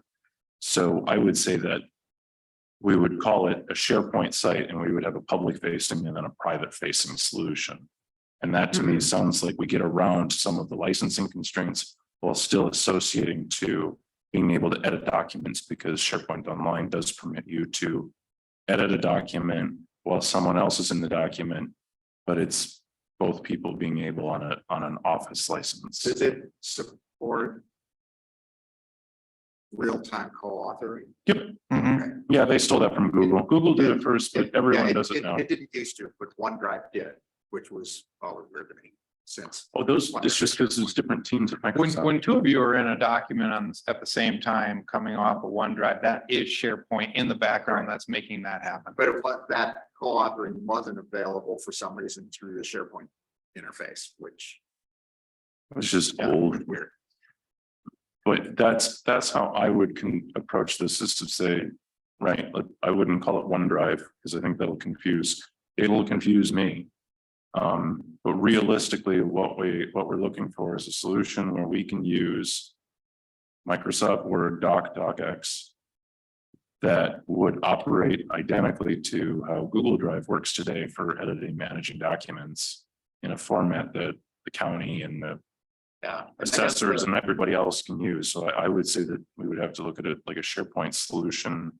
And again, you're only using, I mean, I can look at it again. And I'm just gonna voice this because it's my one complaint that I have with SharePoint, and most people are very familiar with the file and folder structure. That SharePoint, You use 3.59 gig in Google Drive today. So you don't even crack 4 gigabytes of data in the OneDrive, or excuse me, the Google Drive today that I'm seeing. and that's fine. I'm worried about functionality at this point. Mhm.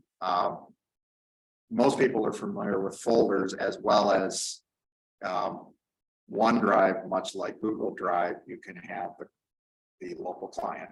Mhm. So. And SharePoint doesn't have that. Yep, they do now. That's their new Office Online initiative with Office 365 Online. Their initiative is to take a Xerox of Google Drive and say, we love all these pieces, but we're gonna put the Microsoft sticker over the top of it. Yep. Okay, And put them, yep, I've not looked at that.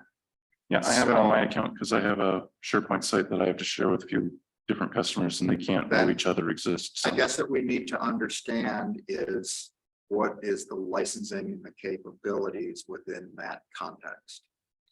So in my opinion, I think you're licensed correctly within the town and the fire department.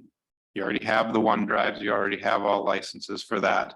Then you would take probably the clerk's OneDrive, and that would be the host to where For the committee work. where the files all sit, and she would share from there as needed to the board members.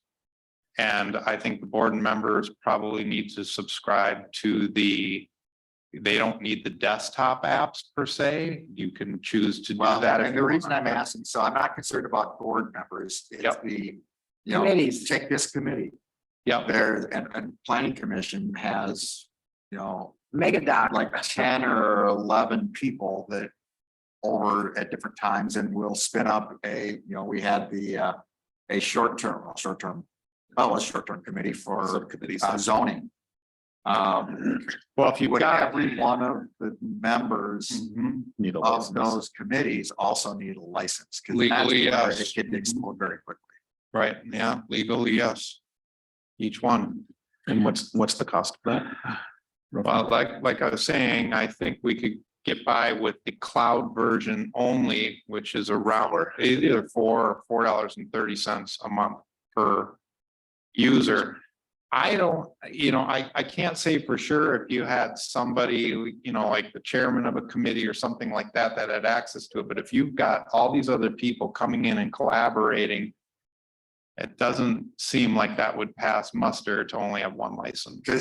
And that's the whole discussion that around Google Drive versus OneDrive is it's for the committees to collaborate on documents. And maybe they do, you know, to be honest with you, I haven't dug enough into the Yeah. licensing aspect of it, or especially maybe even the government licensing aspect of it.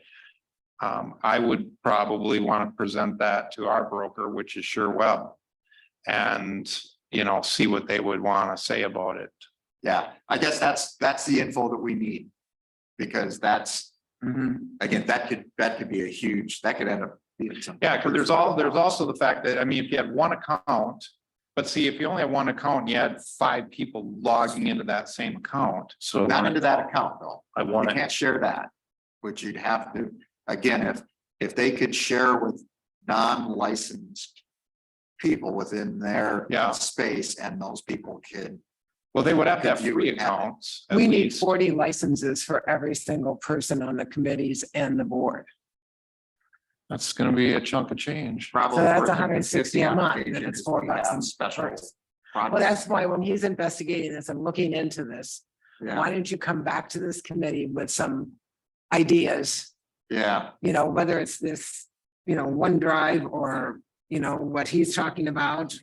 You know, on that SharePoint, whatever this is, what's it gonna look like and how do we get everybody on board? yeah, basically within the Microsoft ecosystem. 'Cause Yeah. Okay, Using Word in the Google. I don't want to beat this to death because we don't have enough information. Yeah, I will say that I've been uncomfortable with using the way we use Google Drive, because I think we're violating Google's license terms. Oh, yeah, we are. okay. Google Drive, if you don't have G Suite, is for personal, non-commercial use. oh, Yep. Yeah, Um, so let's have him check into that and bring it to the next meeting if you don't mind, at least you can do it by email if you want. yeah, you don't need Here to in person. necessarily be here physically, Yeah. because I'd say probably not next. Hey, you know what, though? Bad thing. If we move to the Outlook, excuse me, OneDrive, SharePoint, whatever, Microsoft Zoom, we could get rid of Zoom and move to Teams. Yeah, don't even go there. Well, you've already got Teams for free, many of you. Yeah, Yeah, it's just no one uses it. Yeah. Yeah. I use Teams with my daughter spend my every life Sunday on night. it Now. So do I. I use Teams every Sunday night with my daughter and my No, grandchildren. it's perfectly fine. I have 3 teams. No, it's perfectly adequate if Yeah. it was 1997. The other thing I would say is if a solution like a Microsoft SharePoint doesn't work, I would say Google and Microsoft are not the only 2 players at the table, right? Slack has channels. There are obviously other solutions that offer a collaborative tool that can still work with these file types. So I Well, would say. and I want to be careful because Google does work with Microsoft DocX. It just requires you to be very careful and meticulous if you're collaborating to not completely screw yourself over. My biggest problem with it is that it does work, but when you try to convert it back Oh, it's a nightmare. to a Word Exactly. doc, that's when all hell breaks loose. Well, and I even did Because it so. doesn't, you lose your formatting, you lose. Well, and one of the tests I did is it's like, all right, I had on one machine, I was editing a Word document through Google Docs through the web browser. Yep. And on another machine, I actually went ahead and opened that document from my desktop client. Mhm. And it was nice enough to say this document's currently being used, edited by some, so it warned me. Mhm. It didn't stop me. And then I went ahead and I was kind of going back and forth in editing. Mhm. And then at some point, it saved the work I was doing in a temp file. Didn't really tell me, it just saved it on the Google Drive as temp. Disconnected me from the one that was shared, and at that point, Now they you- were- now they you have were- 2 copies. I now had 2 copies and I didn't even know that had happened until I went back later and looking at it going, what the heck just happened? Mhm. And that's just not a way to work. It's with not a user-friendly collaboration experience. Of a committee where people aren't computer experts. And even computer experts get screwed by it. So all that's going to do is create frustration and Mhm. rework. So to me, that just. it's So Tim, I think you see where we're coming Yeah. from. and Well, what yeah, we're looking for. absolutely. Like I said, I mean, just stepping into this and getting a little deeper into how things were set up here by the former clerk administration, we'll call it. Wow, what a mess. For, you know, she can tell you, we've been really rattling our brains trying to straighten this all out. It hasn't been easy. Yeah, so basically what it comes down to is we'll just need a document collaboration and management recommendation. What we really That want works well in the Microsoft space. is a solution that does everything at once for a very low cost. Yeah. Oh, yeah, that's what we all We're big want, with- isn't we're it? big on free too. Yeah, So if you can find either of those, that, but what I was trying to say we're a was. nonprofit, I could. Sure, we're not profit. But what I was trying to say is, you know, don't just think that it has to be a OneDrive, SharePoint, Google Drive. There are, I'm sure, alternatives that we could follow through, something like a Slack. If there's a vendor that you guys go, hey, you know, we're looking at this may be something that would be more viable to deploy overall for the issues that you're having in document management and document control, then that I think would be also something that could be beneficial to the team. How often are two or more of you in or wanting to be in the same document at the same time? All Yeah, we'll just say multiple times per month. Really? And Where you're in a document, you're watching what you just typed disappear? well, You'd be amazed, especially at the meetings. yeah. I can see some of you doing that And I to think each other part on of it is purpose. we don't know when it happens. And what ends up happening is people create copies and then we end up coming back to the next Yeah, committee meeting. that's the messy And part. there's Reconciling four our different 7 copies. copies. Then you spend the meeting trying to reconcile. Yeah. And, or, you know, Teresa and Terry spend an afternoon trying to get it. Back to where it started. A now merged document back to a state that makes sense. Okay, so now that's you as the board members. What happens if we expand into these committees? Are these Well, committees it's the needing to committees do that- this too? It's the Yes. committees that need it, not the board. Oh, so No, no, committees no. more than both. Sometimes the board does, but it's more likely at the committee Yeah. level to do interactions on the docs. Yeah, most. Interactions on the docs, we do a lot of view only on the documents during our meetings, so all 5 of us are on our computer, 4 of us, 4 or 5 of us are on the computers. So we're view only, But you're not really co-authoring. It's we're the not committees offering a whole lot, So- I mean. So at like the budget meetings, the budget workshops, it probably would be. used. Yes, Probably it would. would. Yeah, Right. absolutely. Well, but the committees need it. Committees will use it more often. Public Works, no, Public Works doesn't use it very much. They're pretty much view only. Yep. Plan Commission uses it a lot. Parks, Trails and Rec uses it a lot. Yep. You guys don't do a lot of collaborating online. You do more viewing. Yeah, we're not And- doing ordinances proposals Right. for the most. So it's those 2 committees that really do a lot of it. Yeah, Okay, And then it happens at the board level, like you say, budgets, we're doing it in real time. all right, well, that answers Parks that. is who originally came to this committee to say we need help because it's a nightmare. Yeah, because they keep making copies. Actually, you could try to merge those 2 things together, the Google Drive standards document revision level and the OneDrive. That's what I just said. Those have officially been. merged. Yeah. Ah, okay, I must have not been in the room or Yeah, glazed over. I don't know. Because the Google Drive standards document is pointless until we get off of Google Drives. Or double down on using Google Drives. I don't think it's feasible to train the committee members on how to do everything right. And keep it in a Word format that doesn't require problem or doesn't cause problems later. so Tim, are you comfortable going forward here now on this? You got what you need? Yeah, I'm comfortable going forward. I'm just mulling some other stuff over Yeah. in my head, like, how often are all, let's say you said 40. Yeah. Are all those engaged at one time? I mean, is there? There would never be a statistical reason for all 40 individuals to be on at the same time and editing the same. So could document we at the use same some time. kind of like, service or community accounts such as, sort of like we do supervisor 1, 2, 3, 4, 5. What if we had, Status accounts? what if we were just had 10 of them and we dispersed them as was needed for a certain project? Well, bring those ideas forward. Yeah. We'll have to discuss. All right, them. well, let's Yep. see what it looks like after we get some pricing and ideas. Yep. Yeah. So Okay. before he goes, because I know it's getting late, I would like to talk about this last thing on here first.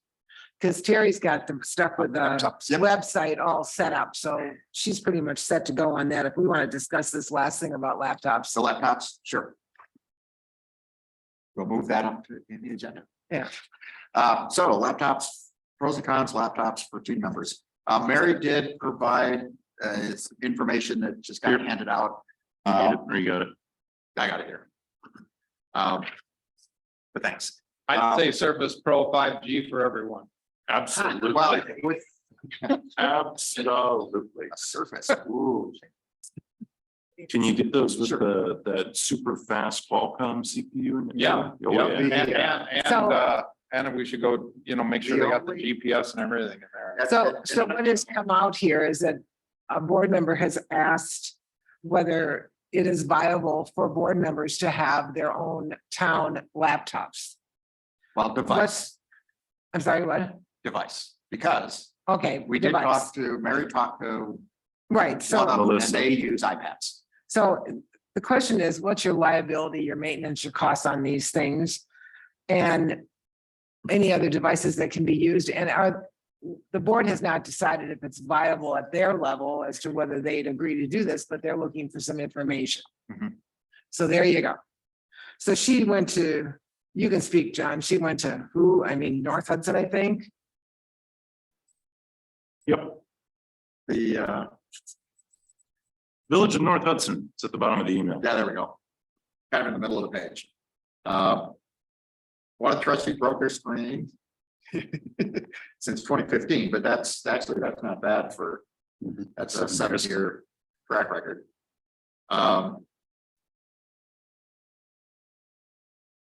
So. Just for context, because I was already authenticated in for the, I'm just using this as an example. But looking at the iPad under the shop government function, which would be strictly where so Apple has Yep. specific buy-in programs for each divisions, you use business, enterprise, whatever. They have the 10th generation iPad, which would be my guess, because it's probably the cheapest, second cheapest solution at $449 a seat per person, or they have a 9th gen at $329 a seat per person. And I'm just throwing out examples here as to cost. But before we get there, Mhm. I think we need to really discuss, especially with Tim, what's the maintenance costs involved in these? Will they actually be used? Because they can't be used for anything but town business. So you can't surf, you can't play games, you can't do anything but do town business. So it would be available to the OneDrive and to your email. That's really the scope of it. Mhm. It's not like a business computer. This belongs to the town, so you can't, Well, business computer, you're not really supposed to do anything personal in either way. Right. you know, a lot of people do. Yep. This is different at this level, is that you can't do that. So instead of asking that, I guess what I'll ask is, do you guys currently support a solution where devices can be imaged to be locked down in the method of which Teresa's just stated, where it would be apps can't be just willy-nilly downloaded, things are restricted? Because Yeah. so from a technical Actually, don't we perspective, get that with Office now? Well, there's different, it depends on how far we're gonna lock it down. If you're really looking at locking it down, I mean, obviously, it's gotta be like professional versions of Windows or Apple products. so I can tell you this from the insurance side, because we do have iPads dispersed out for people to take payments on the insurance side. Yeah. There is no licensing fees associated directly to locking down an iPad. That is just a feature of the tool. So we use them in insurance payment collection today for a few states that require us because they can be so controlled. And it's down to the point where literally someone can punch in a password that they have signed up for. And the iPad loads what they're allowed to see in it, which is like 2 apps. which is, I think it's like a browser to verify someone who's calling and they can run the payment program. And that's it. Lori, did you have a comment you wanted to make? I was just concerned about the comment made on gaming and some of the things that these could not be used for. I can't believe that that's a problem in this day and age, since pretty much everybody has something that they personally own that they could do those particular things on. And I would presume that the people that are being handed these devices are professionals and would understand that it's to be used within the confines of what it's supposed to be used for, rather than locking down and deciding what services people would be using. So that was my only commentary. Yeah, the towns that we already supply devices for, it ranges. I was just trying to find out what my brother got for Glenwood City. But they just outfitted all their members with new equipment. But, you know, we've got Android devices out there. We've, you know, like Samsung Galaxies with keyboards. We've got, you know, Windows devices out there, like some even went as low as like Chewy Books, if you know what those are. So there's lower budget stuff you can do, but we don't have any of them locked down. We've got MSSP software on them. Theoretically, clerk or somebody on the board that's authorized to could request that, we go in and see what's going on at any given moment. And we can track those activity if we need to with things like Manage Engine. There's other companies out there as well that we could spend money and pay for software, but I see these devices go in and come out and go in and come out as, people resign, boards turn over, elections happen. They all come in clean. They all come in decent. I haven't seen anyone abuse it. So I think that'd be kind of a waste of money at this point. The only thing that, has to really, really be tracked is any interaction between supervisors and board members and the public is, That's email only and tracked stuff. through email. But that's mostly all done through email, so that's trackable. But yeah, I don't see a lot of harm in it. I apologize. Do we ever actually get chairs for the committee's emails? So they're not emailing people No. through a personal? No, No, Did that drop off our task list? it's still something to consider. I guess when you're talking about where you're going to allocate costs in this town to things, to me, what you just brought up to me is very important because they're using personal emails. Mhm. I struggle with this. I don't know how many townships, you mentioned the Glenwood City, that's a city. I mean, the village is a village, City of Hudson, the City of Hudson. How many actual townships are you serving that actually have their own devices for every board member? I only think through it. I mean, is it more that you do than not, or is it more than not to do? Yeah, you're right. Cities are the ones that have them, and villages. I don't think we have any towns. Okay. Yeah, Town of Hudson, but that's just for the clerk and, well, I mean, she has a laptop and we have Yeah. one here. yeah.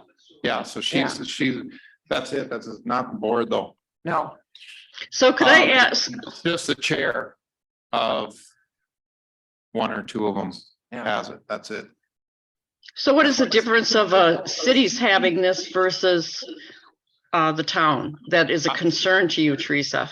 I don't understand.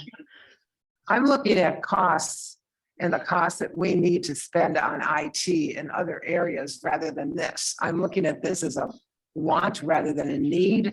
I look at the fact that we have committee members using their personal emails, to me, is a need, not a want. Because we have a risk factor there. That's how I'm looking at it. I see this as a want, as something extra. That's the question. Do we have enough town money available to start funding the wants? Well, and are we comfortable with board members that don't have a laptop? Yeah. Being able to interact with the board? And do those board members not want it? Because you're gonna have a certain number that do not want it. So I'm gonna go. So I just found out, yeah, Glenwood City was full laptops. We just didn't, they were all Lenovo's. Yeah, I don't think- inch, and they're governed by Azure. Yeah, I don't think we would need anything quite that substantial. Right. But if we were to look at something like a tablet function. And I realize I rattled off the number of it's $450. That's obviously an associated cost that, that's just getting a. You bunch mean of for the devices. Apple product? Yeah. Yeah. So if we were to say you have 5 board members potentially would be getting these devices. And I look at 5 times 5, they're looking at $2,500. And based on Mary's research, what I've seen is in 2015, they've had 1 incident since 2015 where these things were not just life cycled out. So it doesn't sound like it's an accruing cost rotating over time. It sounds like it's more of a buy-in at Kind of a periodic. $3,000 and you hold on to this thing for 1 or 8 years. yeah, 1 or 2 chairs. And then it's pretty much cycled its life and we pony up another $3,000 or $4,000, whatever it is for 5 people. Am I making the generalized assumption correctly here or am I? Yeah, you'd like completely to out of think the you ballpark? could, you'd like to think you'd pull 5 to 8 years out of one. The other ones we've done with villages, I think it went 5, 6 years and they just re-upped with a new batch. But you're only talking, 5 to 6 units. I mean, how many would we be talking here? 5? 5. Be 5 units. That's why when I hear the statement of accrued cost, I question because. Well, and I guess the other question I would have is. Would there, so assuming that, we work with you to get them set up. What would you have ongoing support costs that you would? Yeah, they're gonna tack on $5 a month per device. So for the security side of it, So what's that, 60? $60 a year each, $60 a year each. kind of peanuts really. Yeah, $300 a year. so 300 a year plus your buy-in, let's just say it's. I don't know, I'm assuming it's like Samsung's or something, right? And I don't know what those costs are. But it sounds like you're not even cracking $5,000 for 5 people to have these with support over their life cycle realistically, unless Yeah, someone does something catastrophically foolish with them. Yeah, I'm a believer that yes, what Chair Johnson has shared is that, yeah, we need to figure out the email situation. I was quite surprised to hear that, I kind of took a step back from being here because honestly, I think sometimes I make people want to pull their hair out, but I think that there's also an intrinsic risk of associating town business onto personal laptops, right? There's township stuff where my laptop is connecting to your email server. If something was to happen where I click a bad link, even though it's listed in my Outlook, there is still a viable risk. Well, yeah, because if you're on your personal laptop, Well, I don't have, you're subject to your own security, whatever you've got Oh, on to it. your point. And if did you put in get security hacked, on the other devices. if you get hacked and then they turn around and use the town's email, which you're running on that Mhm. and send it out. Yeah, that's could There's- really come back on the town. yeah, there's an inherent risk there. Yeah. And I don't have a choice because this is the only laptop I own. Yeah, And so I understand, I'm trying to say this way. I understand where Chair DeRocher is coming for, or excuse me, Supervisor DeRocher is coming for. I understand where Chair Johnson is coming from. There are costs associated to all of these things. The question is, are those costs and risks assessed? And I think that's where this committee has to be informed, right? Is there a risk of Teresa Johnson's laptop being a personal laptop and that laptop is governed by her security and Justin's is his and governed by his? And so on and so forth. And right, I mean, I use Outlook on this thing because I can't for the life of me remember the password for the email, but it's synced into the laptop. So, you know, I think if you were to go down this road of saying we want to be considered secure, you kind of have to walk down the whole road of saying, yeah, there's a viable risk of saying with a bunch of people using all different laptop series and operating systems, right? I could run Linux Mint and she could be running Windows and Anton's running Mac. That's not reasonable for Sunnylink to support, but if we had one standardized support method and we just say, these are the devices that can connect to township email at the chair level and at the supervisor level. And then we have more controlled versions or restricted accounts for something like folks who move to the chairs of committees. I don't know. I don't know what the right answer is. I think it's an important conversation to have though. Yeah, unfortunately, I think you start getting into pretty high cost if you're talking about really managing a lockdown Windows device. Yeah, because that's, if you don't, you know, you had mentioned that you have really locked down the devices for the other towns. If you don't lock them down, then you don't really mitigate the risk that you're voicing all that much, because I will you say, still have the. Before you keep talking, Joel's got his hand up and he's a member of the committee. Thank you, Teresa. Just a quick comment. I think these are all great questions, great comments.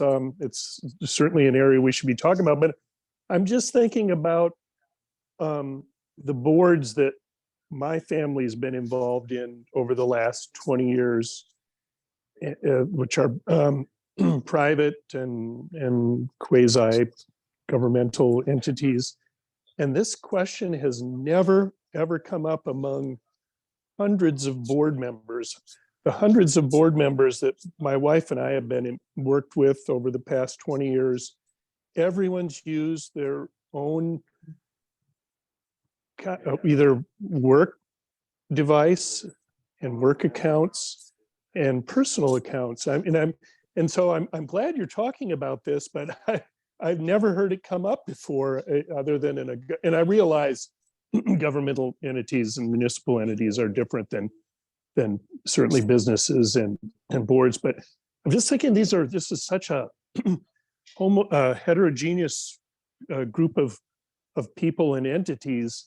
We're talking about, Habitat for Humanity, Hudson Rotary, Hudson Community Fund, Wisconsin Bar Association, all the local charities, hospital boards. Everyone brings their own device, and there are no lockdowns or restrictions whatsoever. So I just keep that in mind. That's my comment. so, You know, It seems to be a newer wave from our perspective. well, yeah, actually in private business, I'm actually seeing a lot more bring your own device. And they're securing the communication channels, if you will. Right. not The devices themselves. so from my perspective, I come from the insurance side. This phone is on a bring your own device plan, but my employer has a secure certificate on it. So there are special apps that I can only use to look at email. There are special programs that if I click a link or open a Word doc, it's Mobile Iron who does it up for us. They have restricted, so I can't just click a link in an email and open it in Safari or Chrome. It only opens in this browser. And my employer has total lockdown on that browser. Yeah, you know how much that costs per month for every I site? know exactly how much it costs per month because we had a client who just went through a security breach and got locked on ransomware and got taken for $61 million. And I will tell you that the cost of in securing those devices was nothing compared to what that cost them in indictments you're and saying- reviews and things like that. But when you're saying that, you're only talking about 5 board members. You're not talking about the 37 other people that are in here on committees using their own personal devices. True. So, So- yeah, that's the thing. So this is why I'm saying this. I'm being the devil's advocate here in that you're trying to secure these 5, but you have 37 other people over here not securing them. Well, it depends what each person has access to as well. Yeah. But they all have access to the internet here if they're a committee member. Yeah, but that's not, I mean, I have access to the internet, but I don't have access to the town email. I don't have access to the file server. Right, I get that. I But we can't don't have- accidentally We switch don't have that. access to the file server Yeah, the either. town board doesn't either, though. No, town board doesn't either. So. The only other thing we thing- have access to is our email and the Google Drive. That's it. And the other thing I was going to share was, and this was in 2014, the University of Wisconsin. We had VMs, we had virtual machines if we wanted to access the UW system, if we used it, bring your own device. So it was not trusted for us as a public entity 8-9 years ago for us to bring a privately owned laptop and try to connect to the UW system. We had to use their virtually, they had VMware, which obviously they're a much bigger entity, right? But I struggle with the topic of security because we have inherent risk. There's always going to be that because the cost could be greater than what the risk of, the chance of someone breaching our security is. But at the same time, there are facets of being a town board member that we have more access to information ahead of things than a committee chair does or a committee member does. And I think that's why having the discussion of at least locking down the 5 of us is an inherently So better let me, idea. let me see if I can paint a picture of what you're essentially saying from a lockdown. So let's say we went down the path, because one of the things I'm starting with is what is the requirement? What is the problem we're solving? Security isn't the problem. That's a symptom. So if we went and bought, say, iPads Mhm. for all the town board, Mhm. would we then, if you're on the town board, the only access to your Town of St. Joseph email, you'd have to use your device to get to that email? Yes. So we're basically saying any access to town assets of any sort, you could only do it from that device. Yep. That's one way to do it. Well. So no, if not on we your don't phone, do nothing, that, just. No, I'm like, oh, no, wait. well, I was just gonna say, if we don't do that. But here's the, No, go ahead. hold on. If we don't do that, then we haven't solved a security problem. Unless you then go to the whole next level of any device that they are going to use has to have mobile device management. Or two-factor authentication, for instance. That doesn't solve I clicked on a bad link and I just encrypted the entire Google Drive with ransomware. It does if you can't get, it Two-factor does if you can't get to the Google Drive.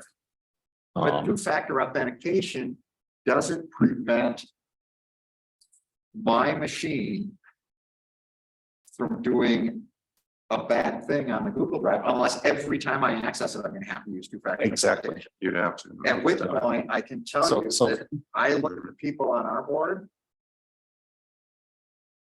I don't think that would be well received. Yeah, I can tell you, I don't think they would vote for that for themselves. I have Outlook on my phone, but if I want to get into Outlook, I have to on a separate app, which is a, Authenticate. YubiKey equivalent, And then right? we would have to, And then put that in. And I have to that's do that additional. every time I run Outlook. and that's additional cost. Yes. So we're no longer talking $5,000 over the life of something. We're now talking about kind of a ongoing subscription. So again, if the goal is to actually secure it, it's not providing, I don't believe this, and I may be wrong, but I don't believe this request was originally driven from A security the board perspective. that was concerned about security. They were concerned about, I need a computer to be effective on the board. I shouldn't have to bring my own. I don't disagree with that. I think there's a But mix that's of, what was driving it. I think there's two things driving it. That's one. And the other thing is that any device that's used for town business is subject to legal discovery in the event of a suit. Absolutely, which is why it is not on Right. my phone at any given point. So But that's different than the But security. you have a separate phone for this, Teresa. That's The right. township pays for your phone Right. separately. No other board member gets that but the chair. So you don't experience the liability of if I have something on my phone that could be sensitive to my personal life or to anything else, it is subject to search. You Then- have that protection. I do not. Lori does not. Chris does not. That's Rick only does on, not. that's only on the phone. I don't have it on here. But that's fine. But what their point is that the cell phone is meaningless to me because there isn't a chance that I will ever put the township stuff on here after I received a records request that made me uncomfortable because it wasn't just the supervisor's email. It was every email on my device. It was every phone call Well, and every so- text message, So, because there is no scope to that. So I think there's a different risk level that you're used to experiencing than the rest of us who are over. No, Well, she because doesn't they, have- she they doesn't can have it. still ask you for this on your personal account, even if you don't have the town email on here. Only if you use that information for township business. It can be anything having to do with the town or government. Exactly, but if my phone is never used for anything to do with the town at any point, then there's no risk to me. And my point is that the township sponsors for you to have a separate device. Right. So in theory, you are not at risk or at the same risk as someone like Lori or myself or any future board member is. So I giving think you a laptop doesn't solve that though. giving me a Yeah. laptop that the township restricts my ability to only access town information on does because my personal information could not commingle into that environment. And I'd say it doesn't have to be a technical restriction. Right, that's my point, is you said restrict, we don't have to restrict it to give you that protection. If we provided you a unlocked device, Sure, you then could choose to get that protection or not. sure. And I'm not disagreeing with that. But what I'm saying is, at this very moment, you are making myself or anyone else who uses their personal equipment eligible for any level of questioning as long as they're using their personal device. And when it Or- goes back to, then this committee needs clear requirements Sure, of the problem we're trying to solve, because that's not the problem that was originally brought to us to solve. That Well- requires a different solution. I don't think it requires a different solution. I think it just requires clearer definition of the solution you're already going down, which is if I'm required to supply my own equipment to do my job. And my equipment is my own personal information. I understand that. So That's, I guess what I'm struggling with then, John, is what is it you are struggling with in the definition? I am at security risk to the township. And I am at personal liability because I am required And to that's- supply my own equipment to do the job that I've been elected to do, which, so you're asking the committee yep, to make a recommendation. no, I'm not asking for recommendation. That's what came to the committee is a. But it wasn't from me. No, you're the board. Okay, Came to the I as the board, okay, You're on board, I am. so you came to us.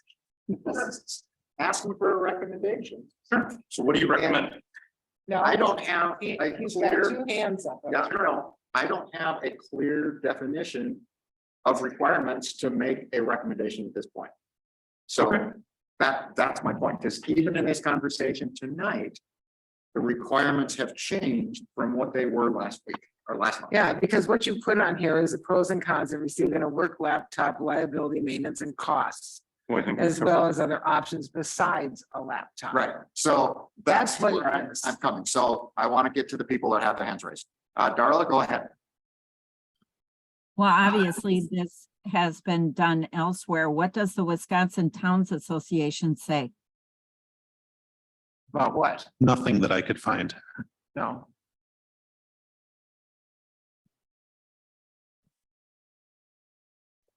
I think we're pioneers.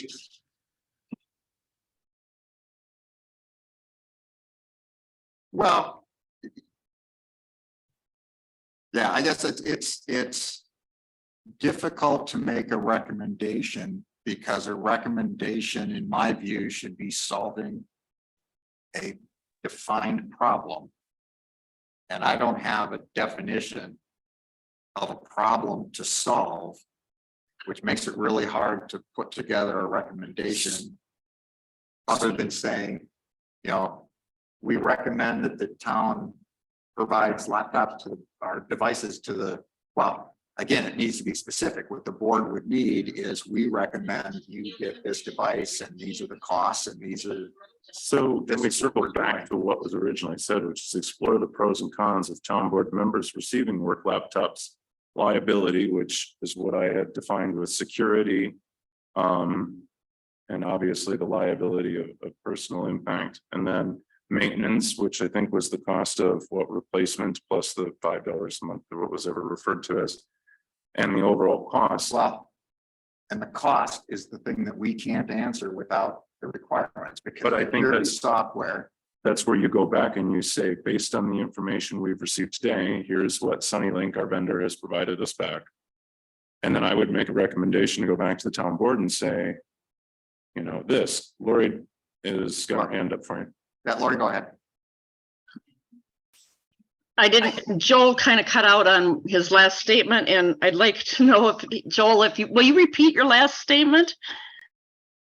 Oh, I was just making a glib comment that it sounds like maybe we were pioneers if someone had mentioned that the Association of Town Boards hadn't mentioned and debated this issue. And I've never heard it debated in or discussed in all these, just anecdotally, some boards I've been on. And so just keep that in mind. I think we're being quite out front on this, Lori. And I'll make a comment in a second, but does that answer your question?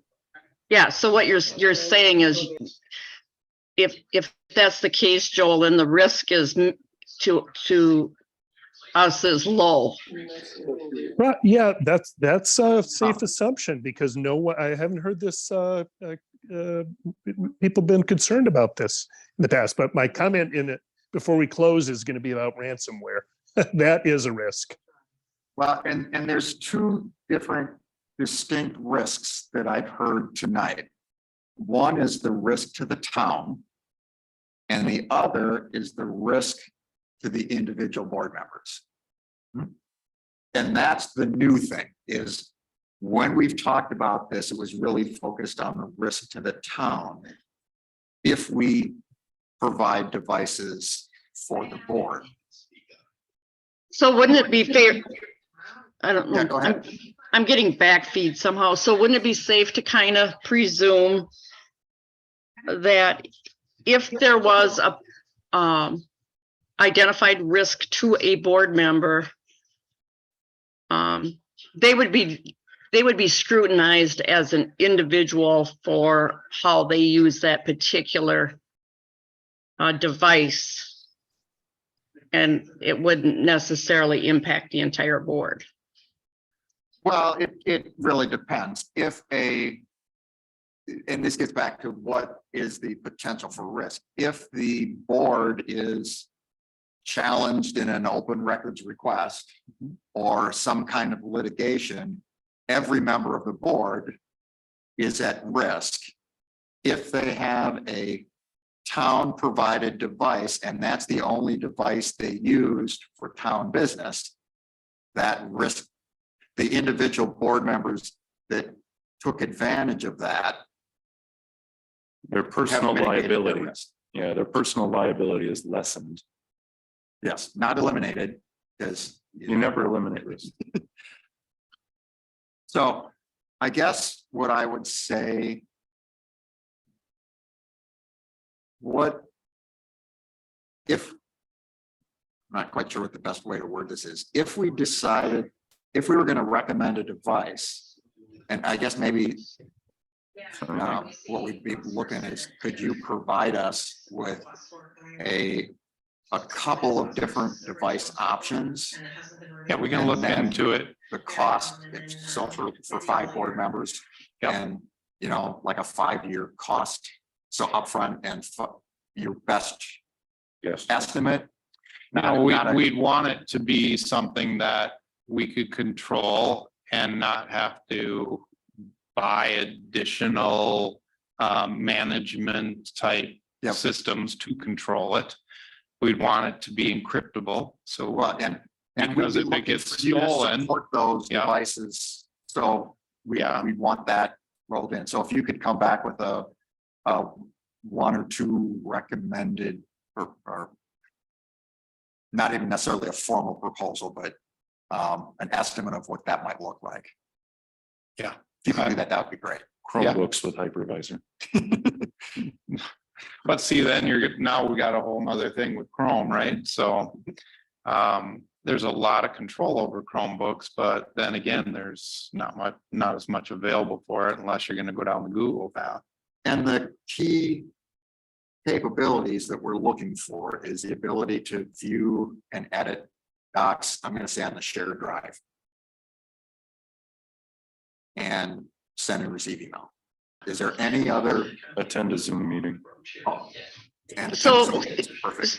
So what I use mine for town business is exactly that. I use it for the reading my email, accessing the Google Drive, and attending Zoom meetings. And so if those things are all permitted uses, then I don't feel anymore that there's a risk to me if I'm Sounds good. within the guidelines. That's, so those would be the capabilities. And after talking it through, if you're looking at a tablet with the ability to have minimum use for editing documents and functionality, and there's no point in having one then if you can't use it the way you're accustomed to using the devices. So, like I said, I just wanted to make sure that CenturyLink understands the capabilities that it has to have so they can. It's entry level capabilities. How concerned do we have to be in the area of ruggedization, if that's even a word? Well, the comment on the I think it was Town of North Hudson was they got a cheap $20 case and screen protectors. Yeah. That's on. So iPads, it but doesn't need to be. I just don't see those as being super productive when you're trying to edit documents or. Well, again, it wouldn't be for large scale authoring. It would be. Well, it depends. We haven't defined that yet. Well, is that what so again, I'm going back to requirements. What does the board need then? So If what, the board needs full editing capability on these devices and needs, again, so most devices, I would say by now have Bluetooth and probably a $15 Bluetooth keyboard. If you wanted to be a full editing mode would be just sufficient, wouldn't they? Yeah. I've even I've hooked my Bluetooth mouse up to my iPad. Sure, works just fine. Yeah, So so you can do that. You can build them, a lot of them built in the case, right? Sure. So I don't see that being an issue of doing large scale. Any different than on a laptop or. Well, my only complaint is the screen's too small.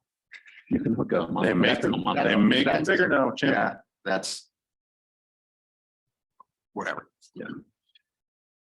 That requires yet that board member to make an additional purchase. Yeah, but that, I think there's a huge difference between a board member being required to make an additional purchase of a monitor versus a board member being required to supply their compute units, their, hard drive motherboards, all that kind of thing. We need clear requirements from the board.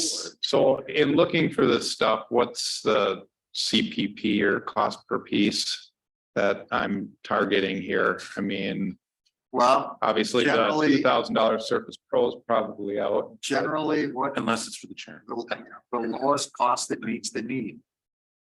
Well, yeah, so we need. to And define I'm gonna that. come back to what you're all talking about is that I would find it extremely difficult to run a Zoom meeting on an iPad.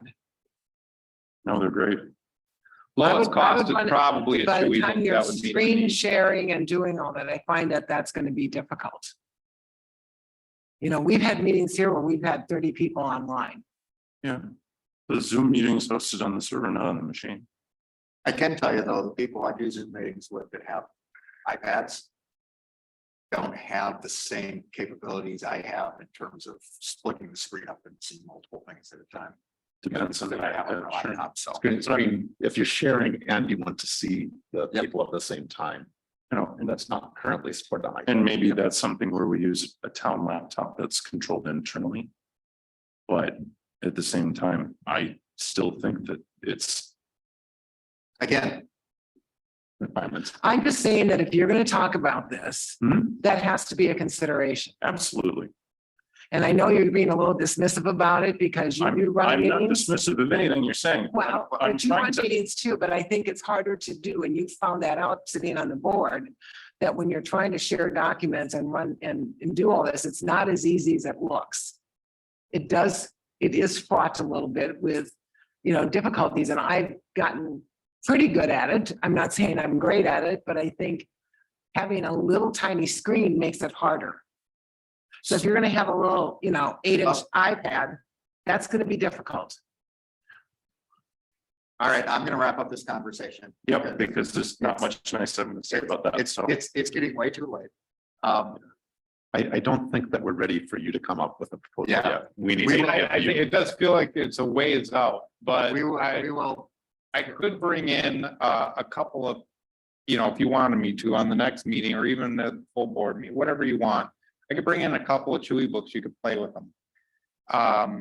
We use those for medical. So one of our clients is is reproductive medicine. Into reproductive medicine, and they have several MAs or nursing staff that are on call. And they use those Chewy books to come back in through and to get into their, the medical program that they use to. I've got to be careful not to say much, but in any case, to look up patient information and such like that and help a patient on the phone. They're cheap. They're like $300 a piece, maybe $320. They already got the keyboard, everything. Everything's all there. They have little bugs, but they seem to really serve the purpose. can you send Terry information on those? Yeah, only Amazon has them. Just go to Chewy book. Chewy, yeah, like Chewbacca, but CH I've never heard UWI. of them, so. Just go to Amazon, and put in Chewy book. No, they're all Windows and most of them come with professional right out of the box, so we can encrypt them. So we just BitLocker them and send them out. Walk away, yep. Interesting. And yeah, and actually they're like little surfaces. They detach from the keyboard. You can use it as a pad. They have a pen. They snap and lock back onto their keyboard and you can use it fully that way. The keyboard, you don't have to worry about batteries and Bluetooth because it pulls its power from the book. All right, It's a U-book, a Chewy U-book is the ones we use for RMIA, which is reproductive medicine and infertility associates. And so far, so good, so. okay. Yeah, we'll take a look at that. Yeah, play around with those and, yeah, like I said, if you guys want one to play with and demo, I have no problems. We bought too many of them. They're all just sitting there, so. So I don't have a problem letting you guys. tinker Well, with one. if next time you happen to come to the Yep, the building here, if you want to drop one off and yeah, I'll let me just, know and when I come by let the- next I'll let time, the I'll committee know I'll and throw one in here. we can pop in and Yeah, get our hands on it. And, yeah, just see what you think. yeah, that'd be great, because that'd be helpful, because all the other ones I probably already. Yeah, because the keyboard, they got the mouse and everything built in, or like I said, you got a pen or finger touch, whatever, so. So okay. All right, Harry, would you just carrying the website update to next meeting, or do you have? No, it has to be on this meeting. Okay, we have updates. Okay. You don't have a choice here. Okay. Am I dismissed? You're just, Yes. you can go. Right, thank you. Yeah. Citizen for the long comment, night. please. All Citizen right. comment, please. Oh, Darla, go ahead. I think Tim was going to talk about uploading meetings and the recordings. We have that already on the agenda. Terry's got it taken care of. Oh, does that come into the town website update? All right, then. Thanks. All right. Gary, you're on. Okay, I gave you guys the printouts. Oh, that's this little packet. I looked into two things. The website, like a redesign of the website. So that's what one of these is. And the other is about the recordings. So I don't know which one you want to talk about first. Well, let's talk about recordings, because I know that's one Darla's very interested Yeah, in. the redesign can possibly wait too if we need to. Because we're getting close on time. So. Is the that recordings- loaded into the Google Drive as part of the packet for tonight? Not yet. It's not in there yet. Okay, thank I you. just finished it today. All right, no problem. So with the current plan that we have Civic Plus right now for our website. You can load the recordings on there. As you can see, I kind of did screenshots for you.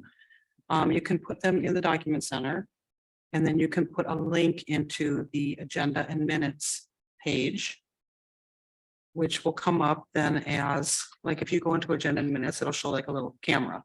As you can see in this page. So it'll show the media. However, with the current system, if you click that camera, it just automatically downloads the recording. Okay. Which I know is something maybe that we don't want to do. We could also purchase, it's kind of like an add-on to Civics Plus, and it's this Civics Plus Media, which locks it down a little bit more, and it creates just a link. It's a storage, kind of a storage device to put the recordings on and gives you a link. The cost of this is pretty exorbitant, I think, as you can see. On there, it has an implementation fee of over $1,000. And for 25 gigs of storage, it's over $3,000 a year. So I don't know, I think that's pretty expensive and kind of unnecessary. If you go over to the next page and look at this, it's one that I checked out. It's called Streamable. You can upload the recordings and it gives you a link, and you can put the link in the same place on the website under the agenda and minutes. And it does the same thing with it shows the media and it shows a camera, like under the media. So within Civics Plus, it would look the same. It would look the same, Okay. except Civic Plus just starts downloading the thing already. Yep. With this one, it's just a third-party app.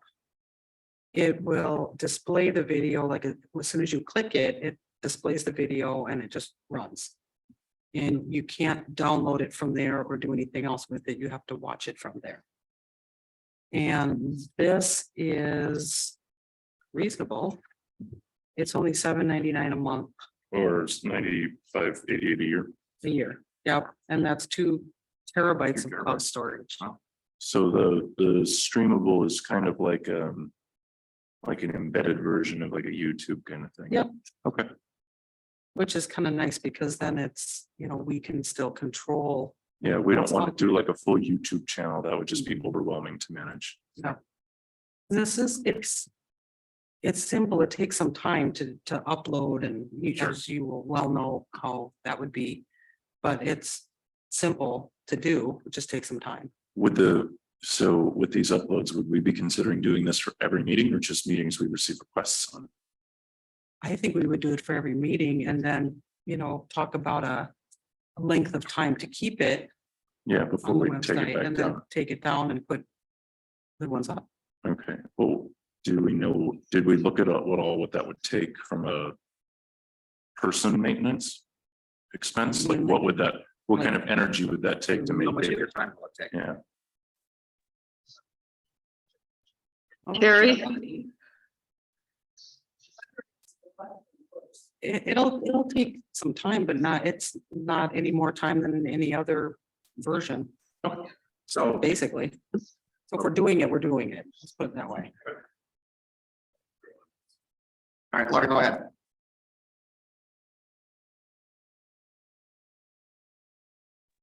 Terry, did you, somebody has a speaker on, I think, somewhere.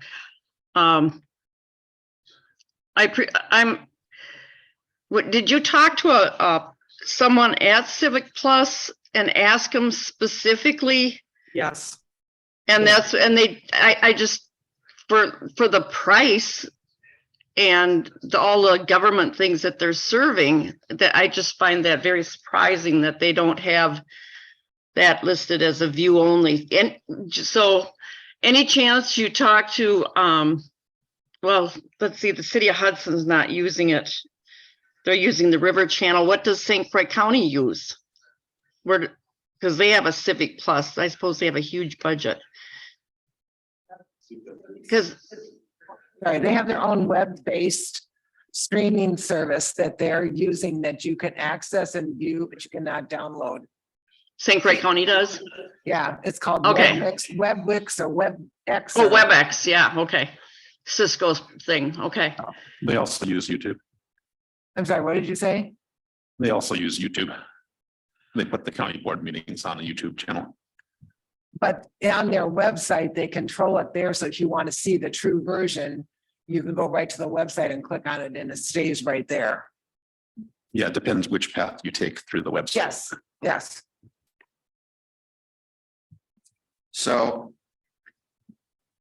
as I'm looking at this is fantastic, by the way. Thank you. As I'm looking at this, the what's it called?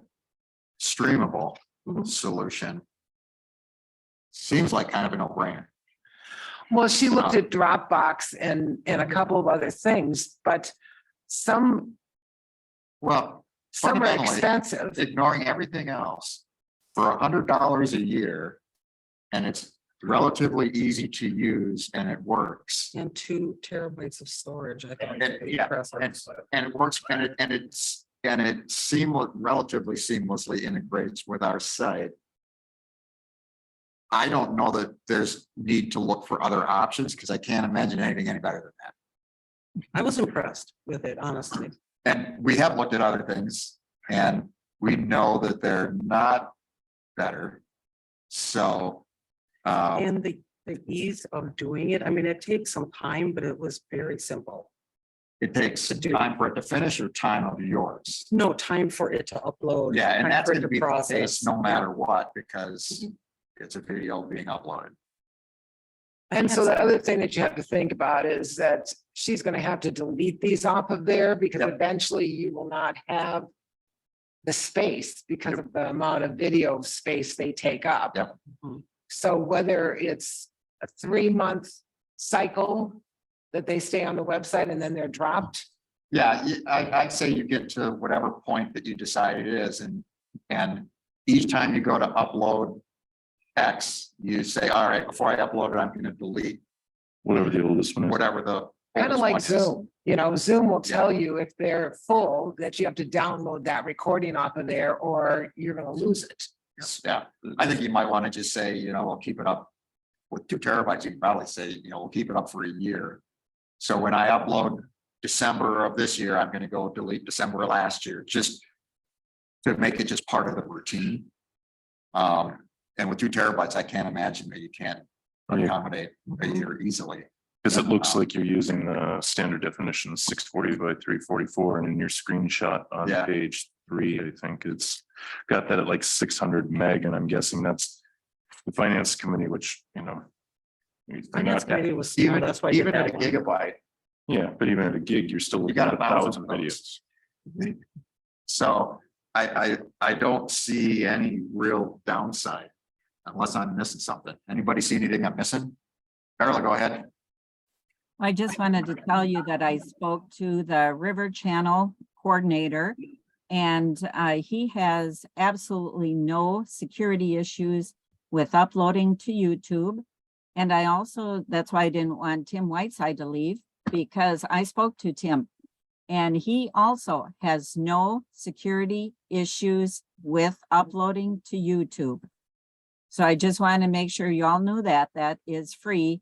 And Justin, no, it's not that big of a deal to have a YouTube channel. I don't see any drawbacks to a YouTube channel. It's simple, it's free. And two experts said that there's no problem with security to upload up to free YouTube.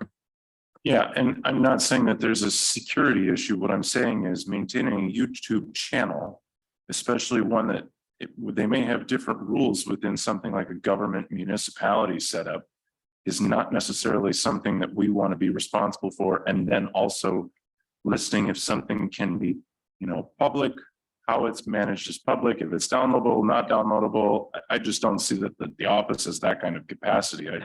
I think doing something like this where they can put it right on our website, you don't have to go to 2 different places. It's $100 a year. I seriously see no drawback to this solution. I'm thinking the same thing. The other thing is that with Google, with YouTube, if there's a problem, there's no way that you can ever get support. Well, let me just add one thing to this. Worse than that. Because this is a paid service, no one's going to be required to see advertisements. No, you can That's disable exactly right. advertisements on YouTube. You can disable them when they're injected into your video. You cannot disable it to have them put at the beginning or after, unless you have a paid tier. Okay. So that was something we found out when I did horse videos is, sure, I can choose not to monetize on the video, which is advertisements embedded in it. But you'll still get the 60 seconds before and the 60 seconds after, unless you have a paid tier. The other thing about YouTube that I agree, there is no security in uploading those videos onto YouTube. Where the security issue becomes, and I don't know if I want to term it as security, but there are those people who can download that video, manipulate it, and put it back on a YouTube channel that now says things completely different than what was said. And that has happened to municipalities. And when we don't have a full-time staff here that's going to monitor that, I think this particular platform is a much better way to go. Yeah, and for $100 a year, it, like I said, to me, it just seems like a no-brainer. So on that note, I'm gonna actually go ahead and make a motion. Oh, hang on. I'm gonna make a She motion. wasn't ready. I wasn't ready for that. Sorry, I didn't want to get the record. We can still have more discussion, Okay. but I want to make a motion to recommend to the board that we make town meeting recordings available on Streamable. And that they authorize the $100 annual expenditure. Might change. $95.88. It might change. I will say $100, but whatever. Okay, $95.88 annually to incorporate and make those recordings available through our website. Second. Any further discussions? And you're expecting that they'll be view only. I Not- support that motion Yes. in the second. I'm in favor of that. Yeah. But not downloadable, just view only, Yes, similar to what county has if you don't go to the YouTube one. yep. Fantastic. So any further discussion? All right, all those in favor? Aye. Aye. Opposed? Motion carries. I'm excited. That was, I am that was, excited, that was worth Nice having work, updates. guys, on the research. Yeah, That that's was a fantastic. big Thank you, thing. Terry. Yeah, you're welcome. It's kind of hard. All right. Andy, I think you want to go to the redesign. We could wait if you want to on that. That's the chair's decision. I just get to make noise. yeah, I would like to defer that. I think we Okay, should next meeting. because that's more of a discussion. Yes, and we've I think had that's fair. plenty of animated discussions tonight already. So I would like to carry that over to the next regular meeting. I don't even see redesign on the agenda. So how did you Oh. list it on the agenda? There we go. So we'll add that to the agenda for next I time. went under the general town website update. Town web, Sounds good. okay, got it. We'll just add it as. a That's bullet. pretty safe. Yeah, And now I can put it in the drive too. there you go. Perfect. Got it. Recommendations for the town board. We had two, didn't we? We had We have the streamable one and we had the February Technology Committee meeting Oh, that's right. for broadband. Those are the two recommendations. I knew we had two. I just couldn't remember what the first one was. They're so long ago. Was it February town board?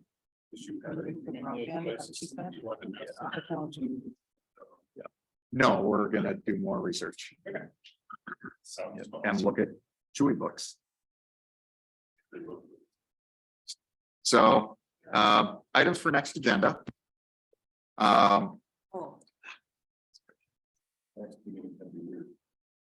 Security camera. What's the, Oh, gotcha.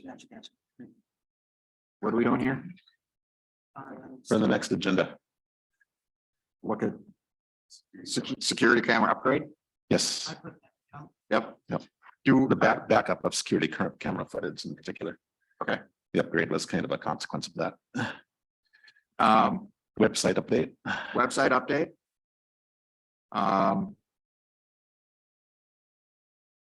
Broadband if the town chooses to do that. Yep. The document management. I'm not calling it OneDrive and Google Drive anymore. I'm calling it document management because Yep. we've opened it up to Yes. potentially Other solutions. something other than that. Do we need it? Really, do we really need an update? I guess let's carry the update on cloud backup final update one more time because I want to make sure that it That I finished. is steady state before we let it drop off. All right.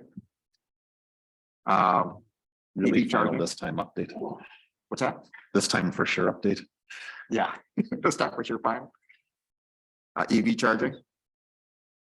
Is there anything else that I'm missing? For township or for the chairs of the committees. Yeah, we can bring that one back. Committee chairs.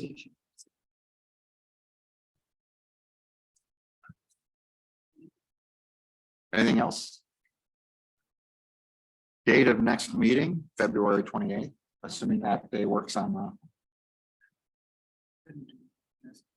okay, Did you get laptops? Hmm? Laptops / devices? Are we carrying that forward? oh, yeah, didn't I say that already? Sorry. You might have, I missed it. We'll just say devices for town board. Yep.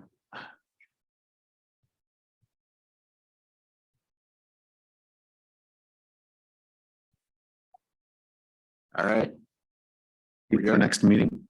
date of next meeting is February 28th.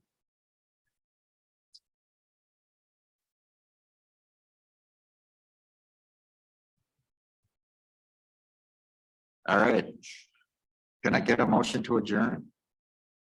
I move to adjourn the January 24th meeting of the Technology Committee of the Town of St. Joseph. I'll second it. All right, we are adjourned. Thanks, everyone. All right.